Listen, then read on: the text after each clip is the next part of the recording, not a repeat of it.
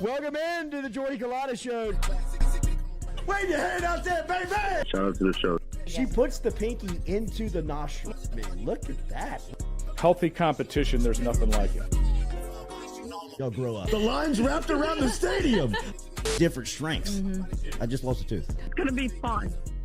You know, we might have a story. I love what you're doing there. Ogeron wants to take us fishing this afternoon. Sharif, you play for the bad boys of the SEC, man. We don't apologize to anybody. But a lot of people are saying you're going to be wearing number 7. I don't really know. I want to. He look crazy, Bill. Good feet on the old man. Definitely come back. I love. We'll be right back with the Jordy Culotta Show.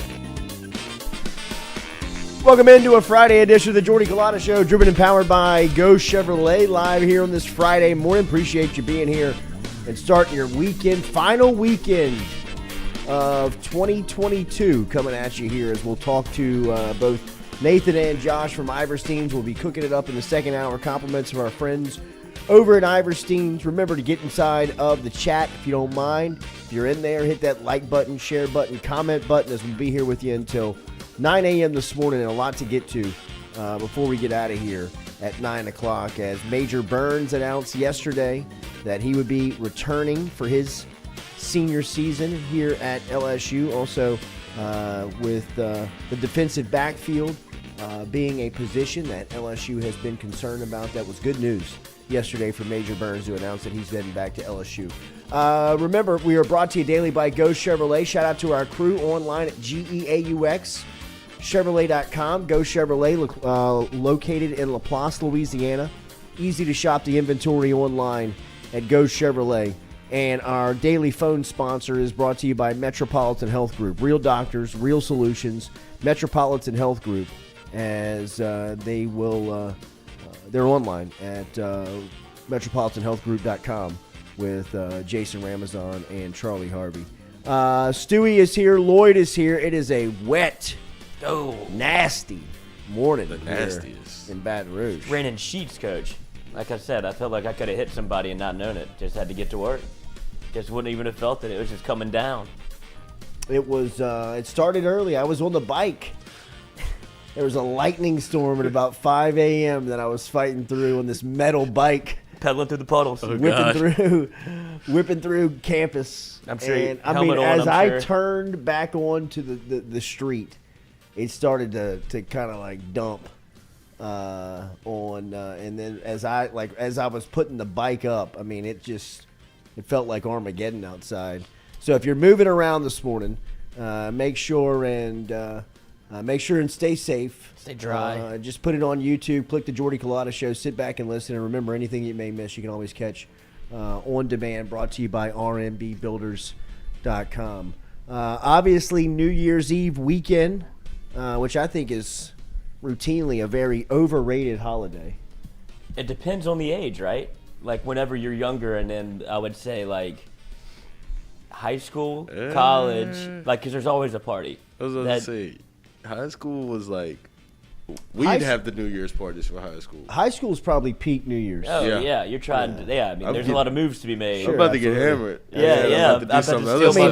In high school, it's like an all-day party. Yeah. You know, I mean, it's like sun up to sundown. You wake literally. up on it. Yeah, right. Yeah. Last day of the new year. Let's do it. Where we going, boys? Start off January 1, thrown up in the shower the next day. You're like, oh, man, when did I start off like you're on the wrong foot? That happened about 3 times in a row. See, I'd always start the new year with basketball practice. Oh. Yeah.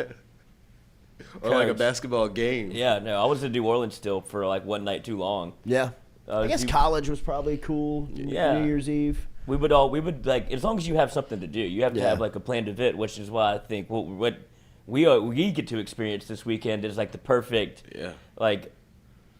weekend for us, because I wasn't going to do anything. Like at the age where I am, it's like I'm not making New Year's plans. I can't remember the last time I saw midnight. Right. Like that I actually celebrated the new year. You know what I mean? Like, Coach, you don't have to. It's still 12:15 on the ticket. I really can't, but we'll get there, I assure you. this year we will make midnight. We'll get there. for sure. Dude, we gonna find Jordy somewhere like, Little closet. hey, what y'all say? What time is it? Happy New Year. Every day. 10:30, Coach. Wheeling the TV. But hopefully tomorrow night is dry. Hopefully tomorrow night is a beautiful night. But we're looking forward to it, man. Thank you for everybody that has sent their well wishes. We had a rehearsal dinner last night, which was beautiful, around friends and family, just really around family, at my grandmother's house here in town, and it was awesome. So it'll be a beautiful weekend. There's a ton of football going on. In fact, today they got some really good bowl games. Last night they had some good bowl games, including LSU's opener for the 2023 season in Florida State, as they hung on in the Camping World Stadium Cheez-It Bowl over in Orlando, as they hung on to win 35-32. And how can you not really be impressed with Jordan Travis, the quarterback for Florida State? Last night, over 400 yards, 2 touchdowns, and an interception. When you look at the schedule next year, and they'll have some turnover for LSU as far as the quarterback position goes around the league, specifically with Bryce Young in Alabama, I'm trying to figure out who's the best quarterback that LSU is going to face next season on paper. Is it Jordan Travis? Because last night, in just watching a little bit of it and checking out some of the highlights this morning, Travis has really come to age. You can see the maturity that he has experienced and gone through here in his junior season, and really coming back for next year. He seems like a guy that's going to have some Heisman buzz around him.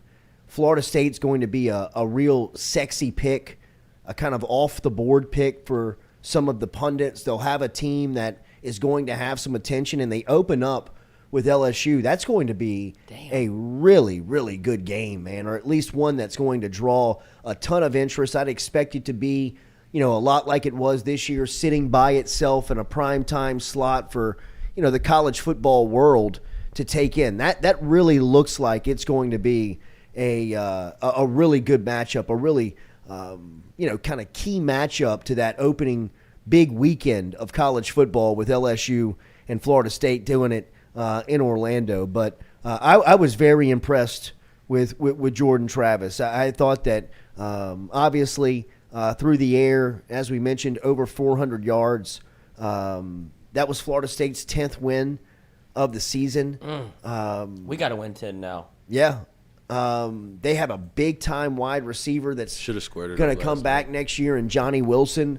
Wilson set him up with the game-winning field goal on a 58-yard one-handed catch that he made late in the game.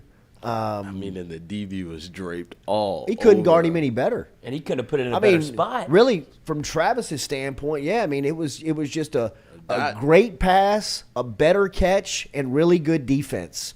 It was from a football play standpoint. I'd imagine that the defensive backs coach at Oklahoma in the film room says, son, what can we do? Great technique. You're right there on him. No PI. You got your hand up. The kid just made a beautiful catch. It was a great throw, beautiful catch, good defense, and the better play won. You're just sorry, my man. You're just not 6'7". Yeah, who went for over 200 yards, and Johnny Wilson. He's coming back because he's a sophomore. Yeah. And when you look at LSU's schedule, you ask the question about who's the best quarterback that LSU will face. It could well be him. Arkansas has a new quarterback. Ole Miss. No, KJ Jefferson's coming back, I think. Oh, is he? Yeah. Is he? Yeah. Well, then he'll be in the running, I Yeah, he guess. will. But from what I saw from Travis last night, Don't I you would play still give him Arkansas the early nod. next year? Mm-hmm. September 23rd. Yeah, you switched them with Ole Miss or Auburn. You play Auburn late in the Auburn's year now. October 14th. It's weird. I know. I preferred it the other way. Well, actually, because didn't Auburn used to be later in the schedule? Never. It was always in September. Okay. I just remember it. Mississippi State and Auburn are usually the first conference games for LSU. That was the the 9/11 year whenever they played 2001. Auburn late. Yeah. Yeah. Never forget. So yeah, when you have as much turnover as there could be at the quarterback spot, especially with Bryce Young, I think that Bryce Young brings a lot of notoriety and a lot of just a lot of attention to that position when you talk about going up against matchups. But when you look at Jordan Travis last night, he also had, I think 8-9 carries for 50 yards. He is good. He kind of feels like a new age NFL quarterback. He reminds me of is Jalen Hurts. I mean, really. I mean, he is someone that you would look at and say, I mean, you can win with that at the next level. I mean, I'm not saying that he steps in and is a first-year starter in the league, but, I mean, his skill set is impressive. I mean, I was impressed with him watching him in the dome kind of escape away from LSU's defense. They had him dead to rights a couple of times, and he was able to, escape out of there and make some plays and really, gave his team a good opportunity to win the game that night. But the more, and I didn't watch Florida State every week, but you did pay attention to a guy like Jordan Travis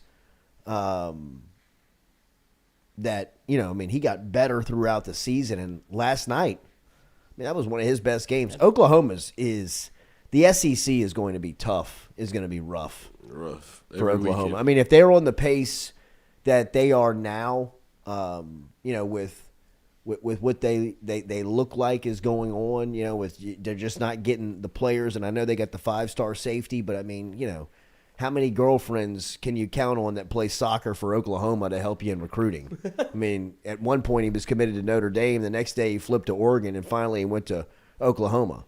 I mean, I know that they have that guy, but all in all, they're not bringing in the recruiting classes and the caliber of player that they have been over the last couple of cycles. And it'll be interesting to see how Texas, how Oklahoma really transition to the league with just their rosters and where the state of the program is right now. Texas last night was down by Washington 27-20 in the Alamo Bowl over in San Antonio. That was a game that Texas had opportunities, but they were able to Washington was able to hold off the Longhorns 27-20. And you wonder what the offseason is going to be like for Sarkisian. Obviously, I think he's safe. He'll be coming back with that recruiting class that he has coming in, headlined by Arch Manning. But you'll start to see, I'd imagine, the temperature start to get turned up a little bit. We lost, but we still got Arch. On Sark. I mean, that's got to be his saving grace, right? It has to be. Arch Manning. Even though you have Quinn Ewers, who was a 5-star, and he was playing well last night. They dropped like 2 50-yard passes that should have been touchdowns if you're Texas. And so Quinn Ewers is out there trying his damnedest to will this team to a win. But I don't know if that's coaching. I don't know what it is, but it seems like Sark might be one of those guys where the head coach role is too big. I just need to be an OC.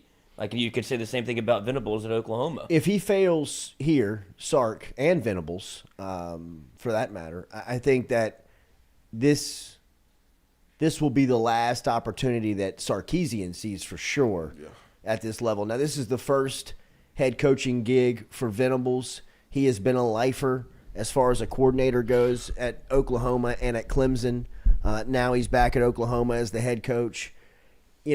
Whether or not he may get another opportunity down the line to be a head coach if he flames out in Norman, I don't know. But you got to look at Sarkisian's opportunities that he's had. I mean, the 3 schools that Sark has been the head coach at and is the head coach at currently, you could argue have as good of resources and as many resources and as many advantages as any school out there.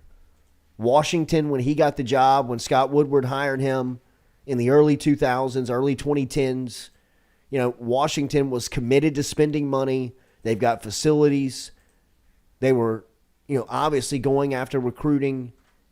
He had a chance to win there. Who was the big quarterback that he got? Hooker? Jake Locker? Jake Locker. Locker. Oh, God, they could not stop talking about him for the LSU game. And then he goes top 10 to Tennessee, and you're like, what is everybody seeing in this cat? He's a high school quarterback. Yeah.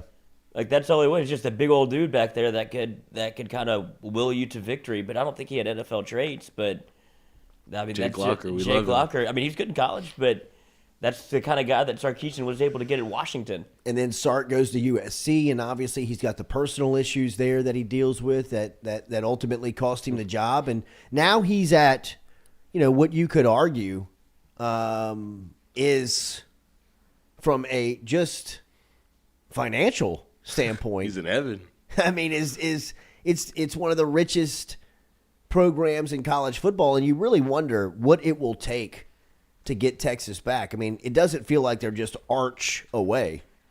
It feels like they've got more issues than just having a quarterback. Like Lloyd said, I agree. I mean, Quinn Ewers he's played good enough to win.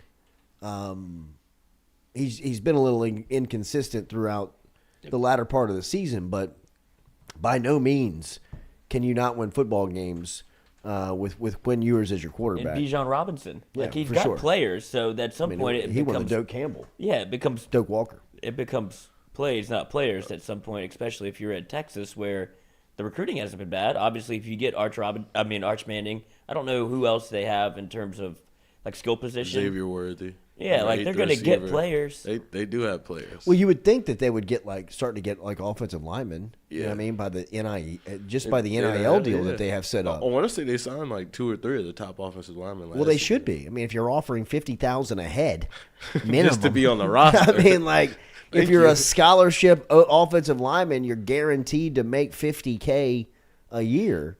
The third-ranked recruiting class of the country. Yeah. Yeah, I mean, a lot of that's Arch. Yeah, no doubt. Garrett Williams. Williams. He's got 2, 3, 4 5 stars. Williams is one of them, huh? No, not according to the. Wow. This is 247, so Let me go to probably the a 3. composite on 3. Yeah, absolutely. Go to the 3. But so it's going to be even more. So they have talent. It's just a matter of what. Sark's going to have do you think he'll stick out the entire tenure of Arch? Do you think they're tethered together? Depends. It depends on what the development of Arch looks like. Because Archie would probably have a word if it's not going great. I can't imagine Archie poking his head into his grandson's. I mean, they show up everywhere. No, they have a presence. Yes. They have a presence for sure, but I don't think that they're picking the phone up and calling and asking what's going on. I mean, when have they ever had to do that in their life? Right. I mean, I don't think that. Well, it's always gone well. The only time that they've ever done that was when Eli went to the draft. Oh, so you're saying Texas will probably be calling them for advice? No, I don't think that anybody's calling anybody for advice. I think that there's going to be a big emphasis of Sark staying in Austin on the development of Arch Manning. Oh, yeah, Come year 3, if Arch is still stagnant and hasn't made some true strides. And, they haven't won. I don't know if Sark can make it there. Yeah. Got a weapons coach. But if Arch develops and Arch is a player and Arch is a guy that, you can First overall pick. win games with, then who knows, man. Is that the selling point on Sarkisian? It's obviously what he did at Alabama. It was his style of offense, right? Yeah. Isn't what that kind of got him hired again? Absolutely. I think that, or is it more development? Listening to the Mannings a little bit speak about the recruitment when they have, Sark was very impressive at Alabama for them. When he got the job at Texas, he made, obviously, Arch his number 1 priority, and they really appreciated the way that he coached the game. I don't think that they're going to send those types of players. It took David Cutcliffe to get Peyton and Eli. Mm-hmm. Cutcliffe at that time was as sharp of an offensive mind that college football had. I think that they're probably following a lot of the blueprint of what they did even back then of, what mattered in recruiting. Sure, some of this stuff with money and, is different, but, what was it about then that they were looking for that can translate to now? And I think, the top priority from a football standpoint was, who am I working with? Mm-hmm. Who is Every day. going to be in charge of, really outlining this offense and developing my skill? And for them to make the decision to go with Sark, I think tells you how they feel about him. It does not tell me that they believe that they need to pick up the phone in a year and a half and say, what's going on? Yeah, because like you said, the only time they've done that's what made me think about it, I guess, is that they've meddled before, but it's only been in one instance. But it might have been one of the biggest cases of, biggest standoff in NFL history. He's one of 2 people to have ever done that, I believe. Like, John Elway did it, and Eli Manning did it, and he didn't want to go to the Chargers instead and hold it out. And they made it happen, which is the scarier thing if you're Sark. Like, they moved mountains to get Eli to New York.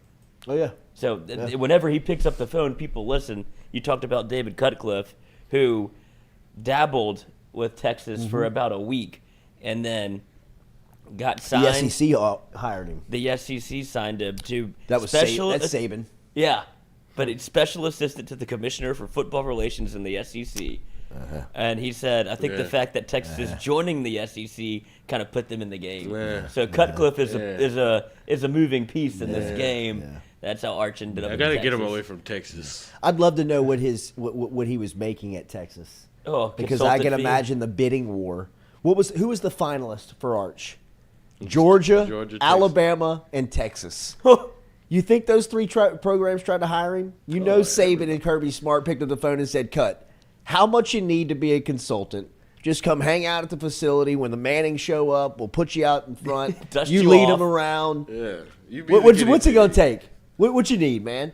75, 80,000 bucks? Let me scratch you up 150 from a couple of boosters. You want to come hang out? And I'm sure Texas rolled in there and said, Cutcliffe, we'll pay you $220, Yeah. $250. We got $250 for you. Sankey- $275. Saban probably picked up the phone and called Sankey and said, "This isn't fair. This is not cool. This isn't cool. Why are you doing this to me? You need to hire this guy." Yeah, look how good he All is. right, fine. I'll make him special assistant to the commissioner for football operations. I guess that's for me. Here's 100,000, David. Go fly around on the private jet and watch any game you want. And bring Texas to the SEC. It'll be it'll be interesting to see how this thing shakes out in Austin, because I'd imagine that with the loss yesterday for Sark and Arch on the way in,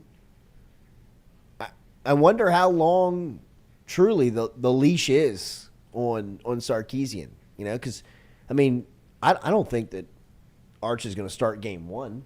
I don't know if he starts next year. You wonder how Quinn Ewers is going to react to Arch showing up on campus. It was just a year ago he was parking his Ferrari outside the stadium. Yeah, well, it was 2 years ago that he left high school to go to Ohio State. Right. And so he would have to. He already hit the portal once. You're talking about Quinn? Yeah, Quinn Ewers.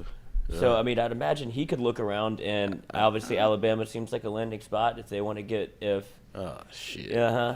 Arch is if he shows out, they have a good problem on their hands. Obviously, if you talk about best quarterback rooms in the country, I don't know where they fit in with that because you haven't seen Arch play in college. Yeah, they have 2 for right now. Deep. But Quinn would be somebody that you could see hit the portal if Arch. Because think about the fan base with Walker Howard for LSU. Imagine how Texas is going to be if Arch is sitting over there on the sidelines. Yeah. It's not going to take very long or very many losses for them to be Arch put in the that game. Manning boy in. Put Arch in the game. Yeah. That Manning boy just rot on the sideline. Yeah, paid all this money. All right, so coming up today is a pretty good slate of games, man, Got my gun including in the game. this morning, or the first game of the day is the Duke's Mayo Bowl, which both coaches have agreed if they win. Loxley for Maryland and Doran for NC State have agreed if they win, you can dump Mayo on them. Yeah, I'm out. I'm out, Coach. I don't like I would Mayo not that sign much. that over. That is going to be a terrible meme. That's going to be a terrible visual. Terrible smell. There's nothing that's going to come good of it from recruiting. It's just, Did you see me get the Mayo dumped on my head after the bowl win? was it Shane Bieber that did it? Yeah, that's what I was going to say. If you pull up the video of Shane Bieber getting dumped, they almost knock his ass out because they didn't realize how heavy the Mayo would be and how quickly it would come out, so they lop him in the back of the head. But he did it for recruiting. He thought it would help put him in a good light. It's all right, I'll be a good sport. I'll get dumped with Mayo, but it turned out to be quite dangerous. So these other guys, I think they're going to do it a different way. They better. And as opposed to just having 2 people pick it up and drop it on you. So I think they need to put it got to do it like a Nickelodeon style, what is that, the ooze? Without having a financial tie to this, there's no way I would ever do this. No, you hate mayonnaise, too. Hate it. Hate the smell of it. Oh, my God, dude. That's what I'm saying. The smell is just. Beamer, I'm out. they almost knocked him out. Yeah, he said it. He came on, he did a post game, I think, the next day, and he was like, feel like I'm a little bit concussed from the Mayo Bowl. He's like, they caught me good in the back Well, I of the mean, head. his reaction, he kind of like starts to drop. Yeah, that's what I'm saying. He had to put on a brave he like face. starts to fold. Can we play the video? Yeah, and then you clean put it a up quick. towel on. Yeah. Oh, R.I.P. Pele. Forgot about that. Rest in peace, Pele. But yeah. Ooh. It's horrible. Ugh. I'm out. I wouldn't do it. No chance. And that's what I'm saying. You got to do it a different way. I don't No want chance. Without a financial tie to it. And know- I mean, like this, the financials would start like $50K. Yeah, I need residuals. I on need this. something like. You got to give me something. What if they go lifetime supply of mayo? No thanks. I'm out. You don't want it. No, thank you. I don't like mayonnaise. Nope. $50K. Yeah. It's my starting spot. Straight cash, homie. Yeah. That's it. I mean, how long do you think it would take to get the smell? Oh my god, you got to use like some really good soap. Like you got to. Well, I'm thinking that you need to put on like a hazmat suit or something. Like you got to kind of be No, prepared. because if you're gonna I'm let just them, throwing the clothes. I'm just throwing the clothes away. right, but Oh. if you're gonna let them mail you, you got to do it full send. You can't That's put true. something over you. At least he went hat, because if that gets in your hair. Yeah, But it's who- probably still in his hair though. Who were the two coaches? It is Mike Loxley from Maryland, and it's Dave Doran from NC State. Oh, Dave Doran looks like he would not enjoy this at all. This is not going to be cool. He This might is not his lose. style. Go. Loxley's just trying to get out Big there. coach energy from Doran. Yeah, big. You know Like what I who mean? did Like- this to me? Hey, coach, it's Mayo time. Yeah, actually. Tony the Tiger's Sun Bowl coming up today. let's Pittsburgh and UCLA. That'll be in El Paso, Texas this afternoon. The Tax Slayer Gator Bowl. It's a huge spot for Notre Dame. I mean, like, Shane Beamer and South Carolina would be a team that I would not want any part Shane of Beamer is rolling around with right now. a wheelbarrow. I mean, this guy is coming in with a ton of confidence, and Notre Dame's kind of going into an offseason where they had a pretty good year under Marcus Freeman. It started very slow, very clunky, but they found themselves at the midseason mark, and by the end of the year, they were playing pretty good football. And going into a bowl game where how much does it really matter? You know how much it's going to matter for Beamer and old Cocky. South Carolina's a tough draw. Go Cox. We just talked about Shane Beamer, but he plays every game. Like he's not going to take this lightly. No, he's no trying chance. to. It's a big spot for the program. That's what he's trying to Yeah. get South Carolina on the map, and to beat Yeah. a blue blood like Notre Dame would be a huge coup for him going into the next year, because he's trying to will South Carolina to be important, and it's just Spencer Rattler, it's baby. it's showing how hard it is to win over there. Like Steve Spurrier is the only one that in my lifetime that was ever able to even make them relevant, and Shane Beamer's doing his damn best. He's doing the young coach energy. He's bringing the cock out on the field, and just he saw him do the recruiting video where he like turned off the lights and did like the whole dance party. Like he's trying his best to do whatever it takes to get recruits. So if you could put an actual notch on your belt with a win over Notre Dame, that goes a long way. I imagine. Man. I mean, think about what he could say to recruits this offseason if he closes it out with a win.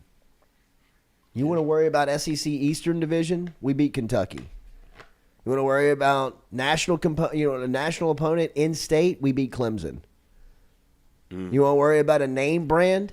We beat Notre Dame in the bowl game. And we beat Tennessee this year. And we beat Tennessee. Why are you scared to come to South Carolina? Look at what we're building. I mean, Hey. Beamer's got that energy, man. If he wins today, look out. South And they Carolina beat could Clemson. carry a ton of momentum into the offseason.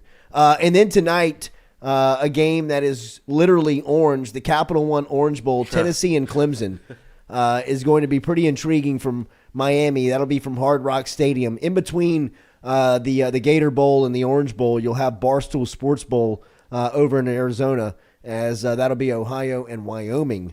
We'll kick that one off. Big Barstool energy. They're gonna do something at that game. Miami, Ride like, horses. Yeah. Like Miami, Ohio? Like that Miami? No, it's actually Ohio, like Burroughs, Ohio. The Bearcats. Yeah. That's not Miami? No, Ohio. they're green. There's a Miami, Ohio. Too. Yeah, there and is. Roethlisberger. Yeah, they're red.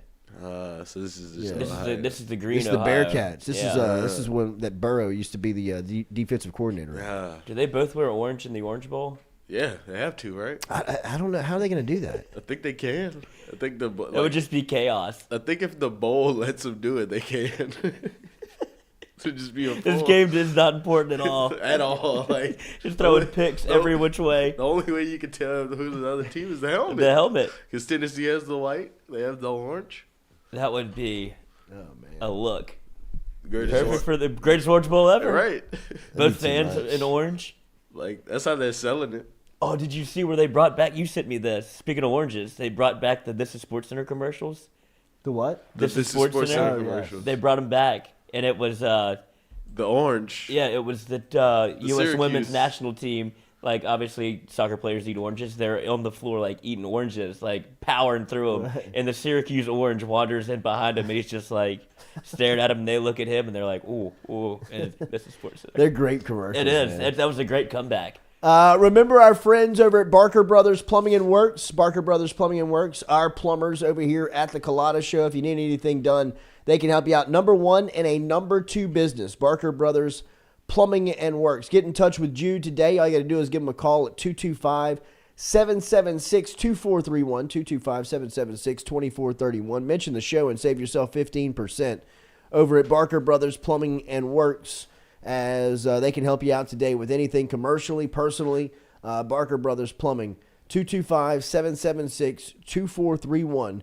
Get in touch with Barker Brothers. Let them know you heard it right here on the Jordy Culotta Show, as we will be here up until 9 a.m. this morning. Nathan will stop by. We'll also talk with Josh from Iverstein's, as we'll get some of the essentials for New Year's. Do y'all do New Year's? Do you do New Year's sacrifices or New Year's? Resolutions? Yeah. No, I mean, when's the last one you could? What would one be? I mean, I'm pretty much set in my ways at this point. Work out more. Yeah.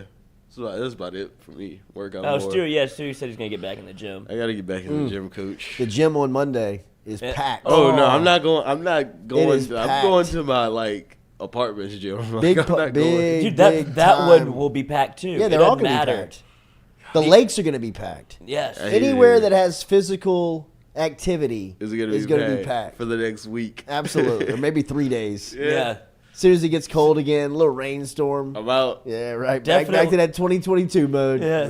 Definitely Monday though. Like Oh, everybody Monday and their is a mother. huge day. God. I mean, a lot of people won't be working. Yep. LSU plays. Oh.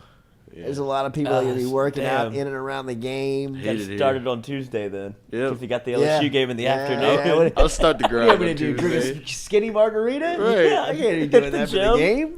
I'm not gonna wake up early and I'm go starting work out. tomorrow. Yeah. Start The greatest words in workout history. Yeah, That's right. I'll start tomorrow. I'll start tomorrow. You know, I can just My go diet tomorrow. starts on Tuesday. Do you think that any place is fears New Year's more than like Anytime Fitness? Oh my God! Because this is their Armageddon. Absolutely. It's a Get as many nightmare credit here. card numbers as possible.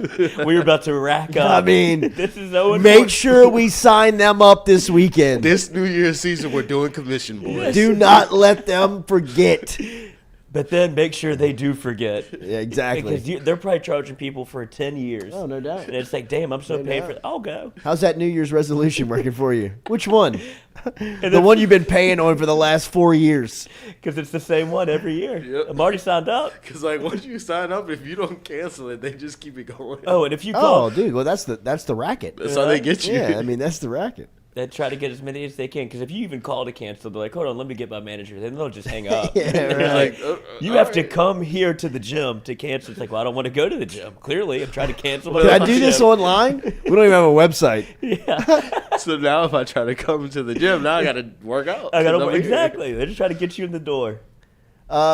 Remember about this weekend. Then we mentioned this weekend's slate of games is going to be fantastic too. Tomorrow is going to be Iowa versus Kentucky, and then tomorrow morning in New Orleans is going to be the Sugar Bowl at 11 a.m. You got Alabama and Kansas State taking on one another. That'll be, as we said, from Mercedes-Benz Superdome, 11 o'clock kickoff, and then tomorrow night is the playoffs, is the Final Four. You got TCU and Michigan, and you got Georgia and Ohio State meeting up here in the Final Four, as that will have the national championship on the line between those four schools before That will be played on January 9th. First game is going to be at 3 o'clock between Michigan and TCU in the Fiesta Bowl. That'll be over in Arizona.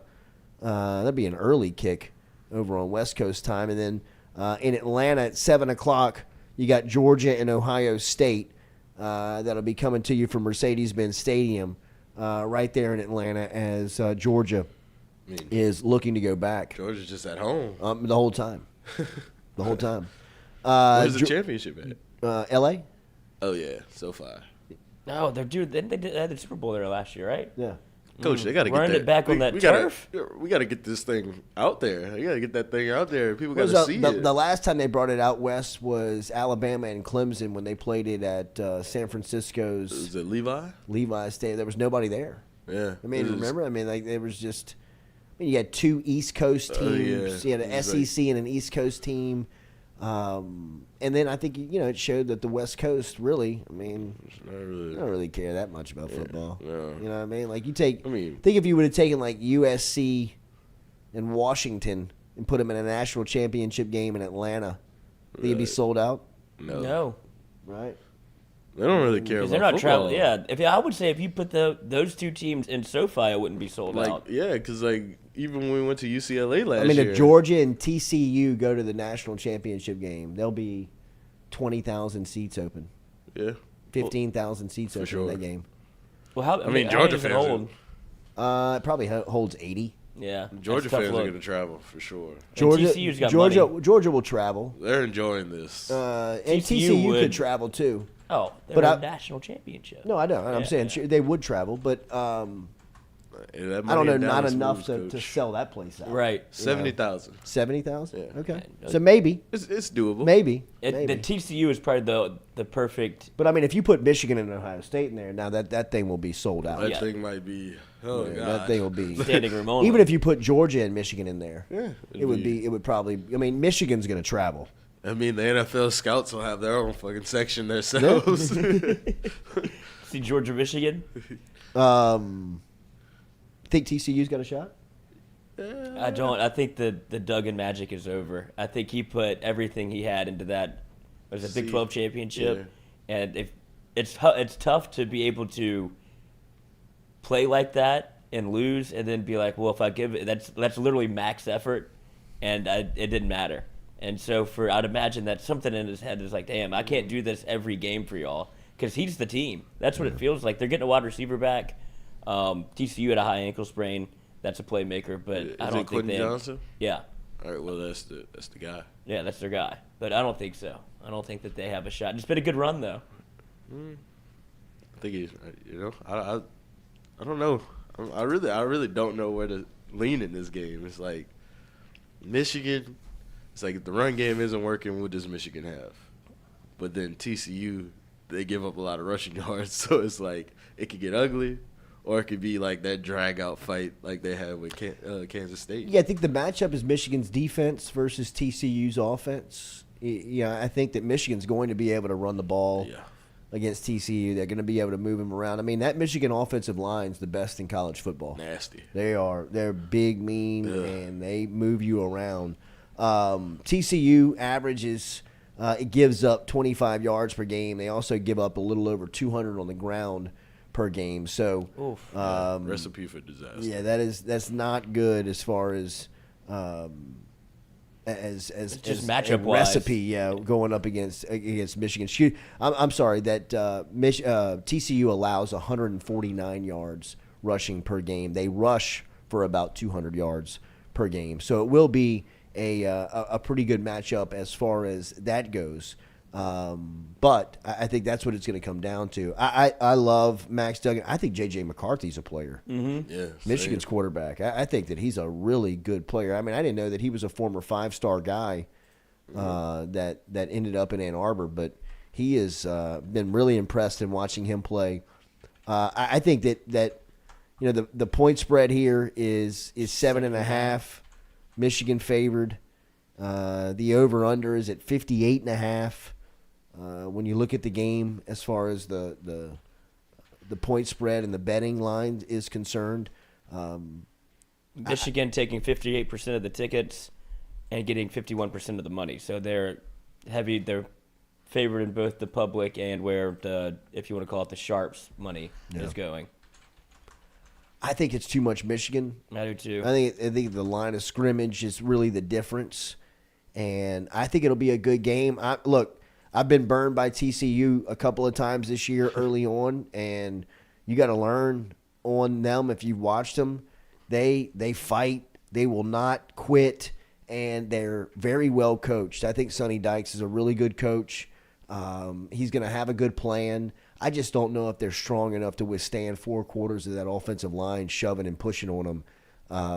The defensive line with is Michigan. like small. They're very small. TCU's defensive line is very undersized, and like I said, I mean, Michigan, they have a chance against anybody in this field because of that offensive line. I mean, that group they're the best in college football, and when you can control the line like they can, you can control the game. So they're still sticking to doing this thing on January 30th. Yeah, they're stuck on it, man. I guess we were talking about that nobody really does anything, but when you are doing something, like, you're not catching these games at all. Like, we won't see either one of these. We'll see the highlights, but we ain't gonna see them. I mean, they'll be on in a bar, but you're right. I mean, like, as far as like sitting down and watching them and being invested in it, I mean, something that a college football fan usually is for a big time game like this. Yeah, you're right. I mean, this will be the first time for me where I've got plans that'll go up against it, and I truly won't watch it. Right. It won't. You'll have to watch it Sunday morning just to kind of find out what happened. And I'd imagine there's people that have like wives and girlfriends that do want to do something on New Year's Eve that you're like, I want to watch football, and they're like, can we not for once, one Saturday? And it's like, okay, I'll take you out. But I'm gonna be watching. Did they have a TV there? Yeah. Hold on, you sit on this side of the table. And you're just staring above their head. And then the nightcap in Atlanta is going to be Georgia and Ohio State. And look, as far as players go, if you are into recruiting, if you are into watching, kind of where players go and where they end up, this is a scout's dream. This might as well be the Under Armour All-American game. I mean, you've got 4 and 5 stars all over the field for this group, and from Georgia's standpoint, I think this is probably the draw that they wanted the least. Yeah. Just because of that. It's a matchup. It's just there's players. They got dudes. Or, you know what I mean? Like, they got guys. And like we said in the SEC championship game, Kirby can get caught up in the emotion of it. Mm-hmm. Like, he can get caught up Kirby still wants to play in the moment. Right. Like, he wants to strap it on and go out there and fight Ryan Day at midfield. Ryan Day's fighting for his life. I was about to say Ryan Day might fight back. Well, I'm saying that Ryan Day he's in a big spot. You know what I mean? Like, if he loses like he did to Michigan, which he got ran out at the Horseshoe in Columbus, and then goes, even though he's in the Final Four, I know that this is just the way of the world in college football. When you're at a brand like Ohio State and when they're as consistent as they've been in winning, and you show up and lay an egg in back-to-back games, and one of those is Michigan and the other is a college football playoff, I'm not saying that they'll run him, but his seat will get warm. And they will start circling around Day. Is he the guy? Right. And is this job too big for him? And they lost their big quarterback recruit. Yeah, I saw that. Did we do Urban too much of a solid by hiring his boy on the way out? Herb's just Herb's working sitting in the back. over there, squinting into the sun. I'll take the job if you want me. He's gonna be at the game, no doubt. Oh, no doubt about Hands it. on knees, just Yeah. like he's coaching, just waiting. Dapping everybody up from Ohio State before the game. All the players. It's like, Herb, you don't coach here anymore. Yeah, but Yeah, no, but I am next year. Yeah, he's on Ohio State sideline rooting for Georgia. Because he wants that job. I'd imagine he wants that job back if he wants to get into coaching. That would be a place that they would they take him back? Yes. I think so, Absolutely. They love Urban Meyer. If Michigan goes to the national championship, oh my God, and they have lost to Michigan in back-to-back years, Oh God, they would rehire Urban Meyer. spent their whole. I mean, look what Texas is trying to do with Chris Beard. They're trying to wait this thing out and allow have you seen this? This is Texas's head basketball coach choked out his fiance. Oh, yeah. A week and a half, 2 weeks ago. She calls the police at 3:30 in the morning. Police show up there. She's got bite marks and bruise marks all over her body. 2 days later, after everything's, the shit has hit the fan and everybody's in jeopardy, she's now wanting to retract her statement and saying that she did not say at the scene that he hit her or that he put his hands on her and that he was acting in self-defense. She did it. She's telling the police, and telling Texas officials, hey, look, I didn't. That's a false police report. Right. Yeah. He didn't do anything. He didn't do anything. He is she's saying I pushed him to the brink. Mm-hmm. And so Texas is really, it looks like their strategy is that they're going to try and let this thing get into the news cycle and just get pushed to the way, way back where people don't talk about it, where, I don't think that you can do that. I don't think that you can go sit in a recruit's house and talk to his mom if you're Chris Beard, and her knowing that police report exists and it says the things that it says about what he did. But in the same vein, I'm not surprised that Texas is trying to hire him or trying to keep him.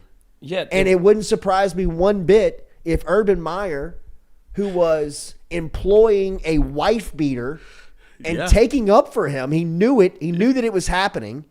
He knew that his assistant coach, Zach Smith, was the receiver coach, involved in domestic abuse numerous times, covering it up, trying to keep him on staff. Finally, when the stuff comes out, it's too much for Ohio State officials to deal with in that moment and feel like they have to get rid of him, but still allow him to keep an office on campus, teach a class on campus on business ethics. Oh, business Wait, this is Zach Smith? ethics. Urban Meyer. Oh, Herb. I mean, And 3 years later, you think it's outside of the realm of possibility for them to rehire this guy? not at After all. the boosters are saying, hey, Ryan Day's losing to Michigan in back-to-back years, and then he's going to the playoff. The same year Michigan's going to the Natty and getting run. Get rid of this guy. Well, who y'all want? We want Urban back. And They're gonna be like, all he had was heart issues. yeah, and he's not an NFL coach. But when he He got out of the restaurant business. yeah, he did. They made him get out. They rebranded it.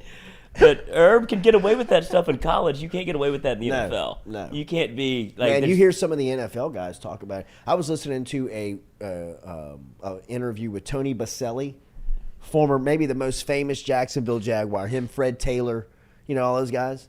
And Baselli still lives in Jacksonville, obviously, and still hangs out around the franchise. Still hangs around the facility. And he was on with Stu Gotts and them the other day. Yes. On God Bless Football. Stelly.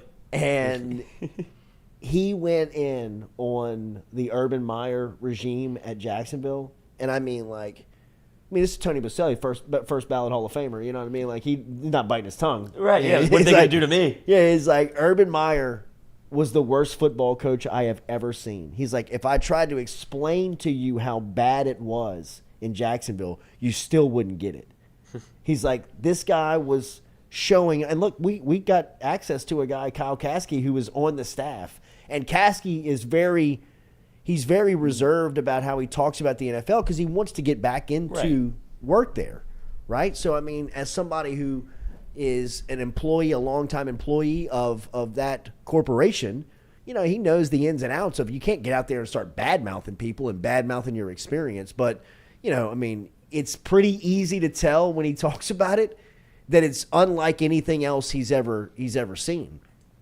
And Herb just kind of lost his way a little bit. In the NFL. Well, that exposed him very, very fast. Even remember when he tried to hire the Iowa strength coach? That's what I was going to say. After the guy had run because he was like... he's a racist. He was a documented racist. It It wasn't even like hearsay. You know what I mean? It was like, Herb, they got lists on this guy. You know what I mean? They got episodes on this guy. They got guys in the pros that want to kill this guy. And he tried to hire him on a Friday news dump. They listed the entire staff and stuck his name in there, and everybody's like, "Whoa, nope, I don't, get it. No, that ain't gonna happen, Herb." But how does Urban go from such a good college football coach to being? Is it just the way that you can?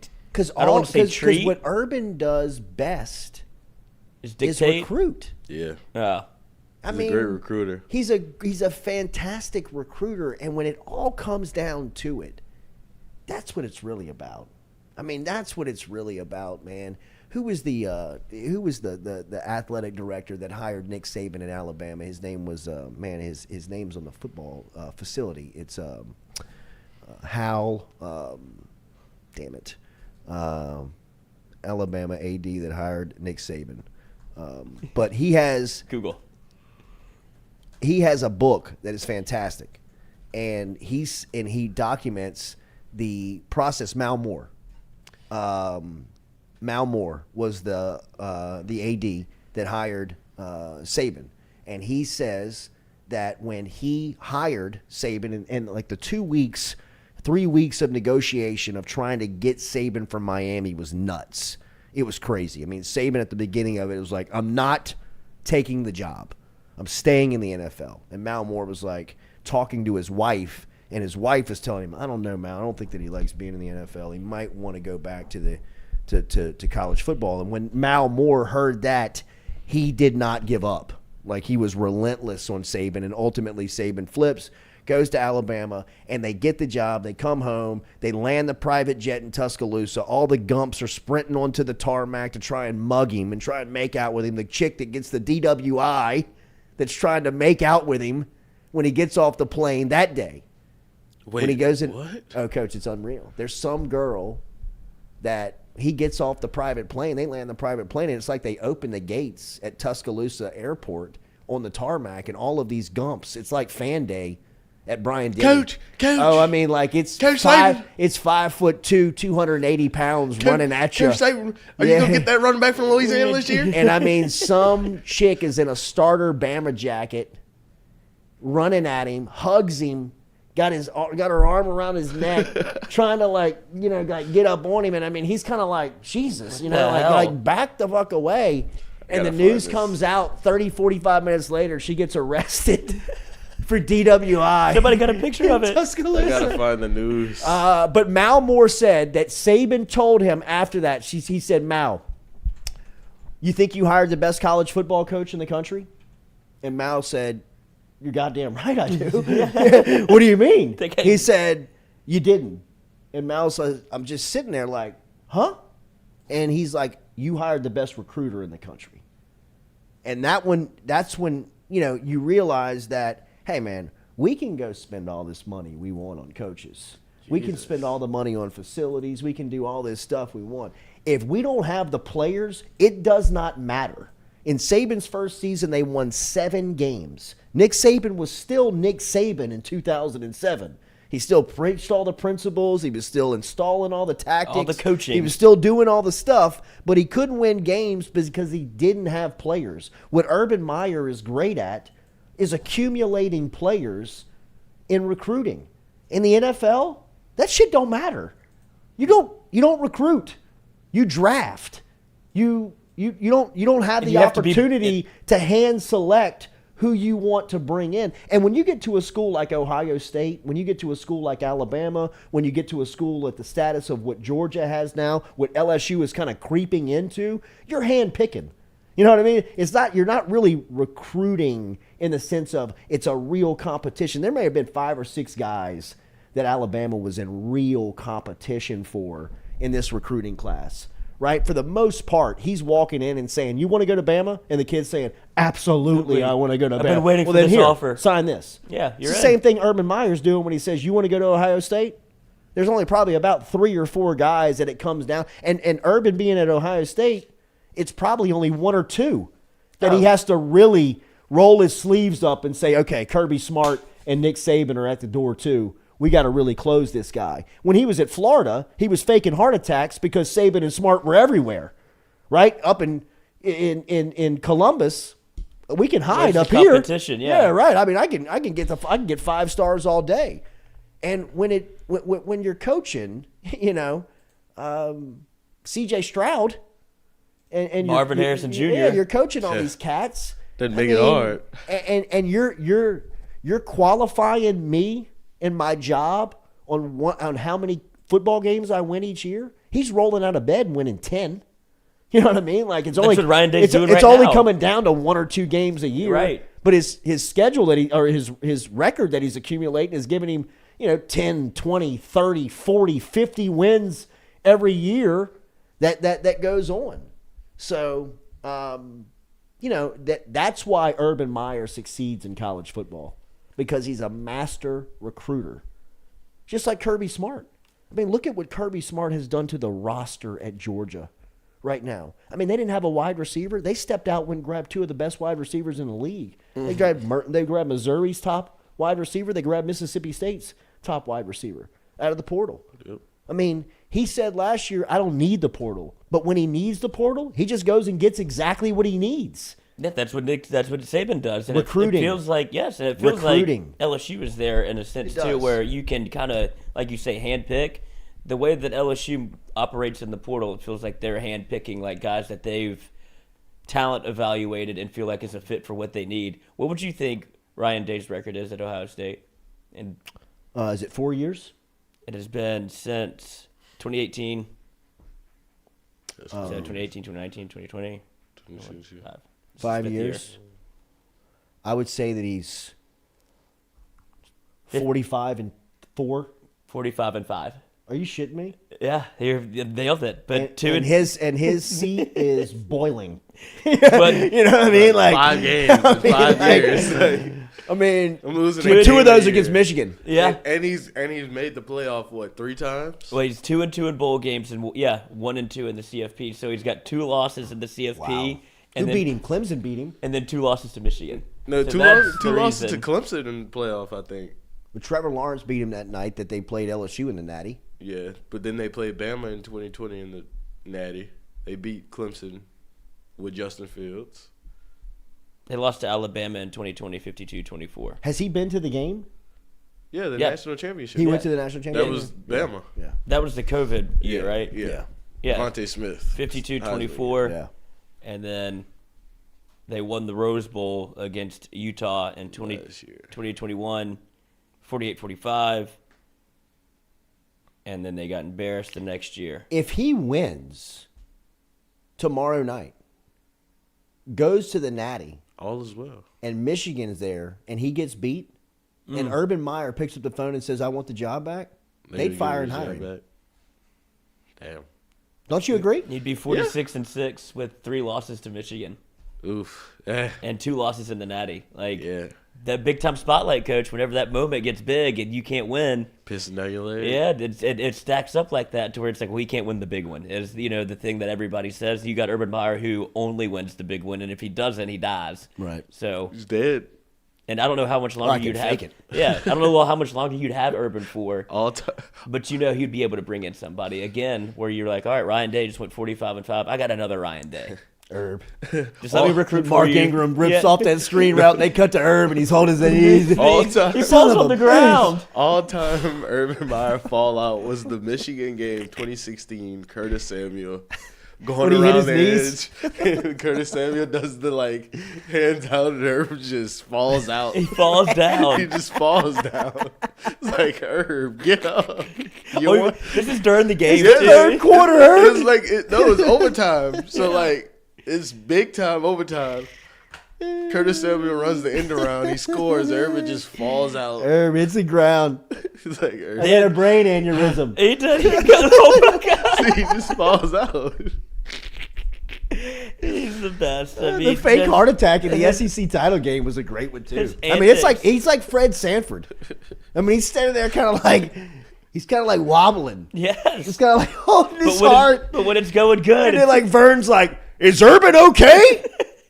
They cut down to Herb. or a heart attack. That's so good, man. Then you have the saddest thing ever of him eating the Papa John's pizza in the golf cart by himself after losing, and he's just like, "This is my life, I guess. I'm ready to get out." Next time you see him, he's knuckles deep at some random at his restaurant. Seems like he's doing fine. How's your heart, Herb? Yeah. I'm about to give you a heart attack. Herb, man. I want to hate him so much. Me too, but I really do. He's just pure entertainment. I mean, it's just like, remember that time he was on the boat with his swinging partners? And he was doing the interview? And his buddy was behind him, and he was like... hitting the bong. You can see him in the mirror behind Herb, and he just walks shirtless. He walks like, in with the bong. He's like trying to hand it to him. He's like, Herb's like, whoa. No, I'm on live television right now. This guy is like big bellied, shirtless, and just stumbles into the yacht. And he's like, "What's up?" He's like, "Shut the fuck up." Your wife was great. Yeah, she's waiting on you. Yeah, I can have mine back. Hour 2 next here on the Jordy Culotta Show. Remember, you missed any of Hour 1, RMB Builders. Check them out on Instagram, rmb-builders.com. Hour 2, driven and powered by Go Chevrolet, coming at you.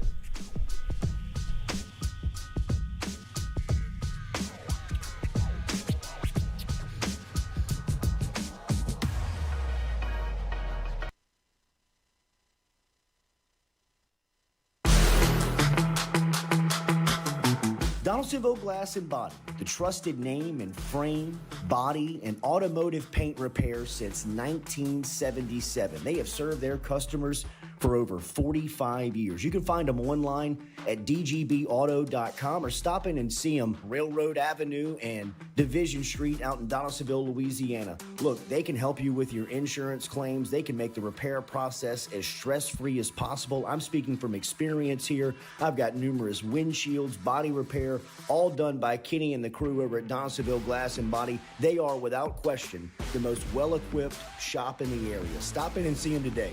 Shop them online, dgbauto.com, or stop in and see the crew over in Division Street in Donaldsonville, Louisiana. Donaldsonville Glass and Body.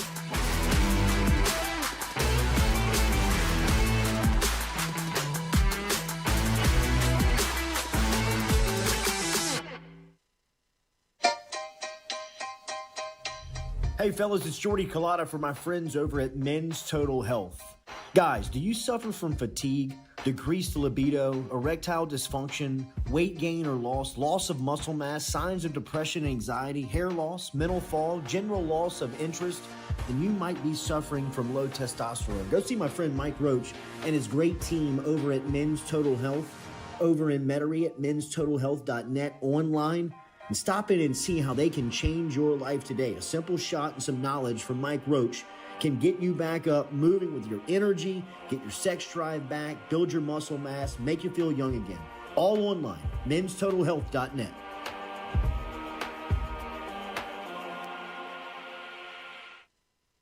Red Stick Sports, a local staple in Baton Rouge to all sports fans, was founded back in 1981 and has remained a family business for over 40 years. Today, they still have the great selection on the floor, but they're also a leader in custom apparel for businesses, sports teams, and other groups. Take it from us, everybody over here at FM Digital Media. They help us out with all of our apparel. Let them help you out today. Go ask for Cody over at Red Stick Sports. Check him out online at redsticksports.biz.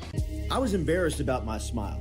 Are you unhappy at yours? Do you not smile back at yourself? I called my friend, Dr. Spillers, over at Johnson Spillers. He fixed my smile, and now everywhere I go, people are complimenting it after the work that Dr. Spillers and the staff did to my mouth. They can do it to yours. Get in touch with them. JohnsonSpillers.com. 2 locations, one in Gonzales, one in Baton Rouge. Easy to find them, JohnsonSpillers.com.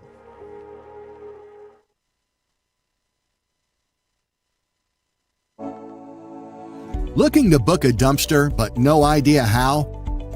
We've made it quick and easy for you. Check out our website at moralesrolloffs.com. Let Morales Rolloffs know your desired delivery date, and finally, provide your contact details. To make payment, look out for an email invoice with all your booking details. On delivery day, our driver will notify you through text and email that your dumpster is ready and on the way. Now you know how easy and convenient it is. Call Morales Rolloffs at 225-427-0000 for your dumpster. Hey Baton Rouge, when traveling through Natchez, Mississippi, whether you need to fill up your vehicle or your belly, stop by Go-Mart and On The Go Deli. Go-Mart has clean restrooms, community coffee, an awesome beer cave, and a great selection of anything you might need on your trip. So stop by Go-Mart at 4 Sergeant Prentice Drive as you're entering Natchez on the left, and visit Tom and Wright Granning and their awesome team at Go-Mart. Don't let the name fool you. Men's Total Health has offerings for the ladies, too. Guys, is your wife or partner suffering from urinary incontinence, low sexual desire, or pain during sex? Then the O-Shot might be for her. Don't let it scare you. It's totally natural. It's PRP. And Mike Roach and the crew at Men's Total Health will make you as comfortable as you can be. Contact me for more information, Katie at JordyCulottashow.com, and I'm happy to tell you everything that Men's Total Health has to offer for the ladies.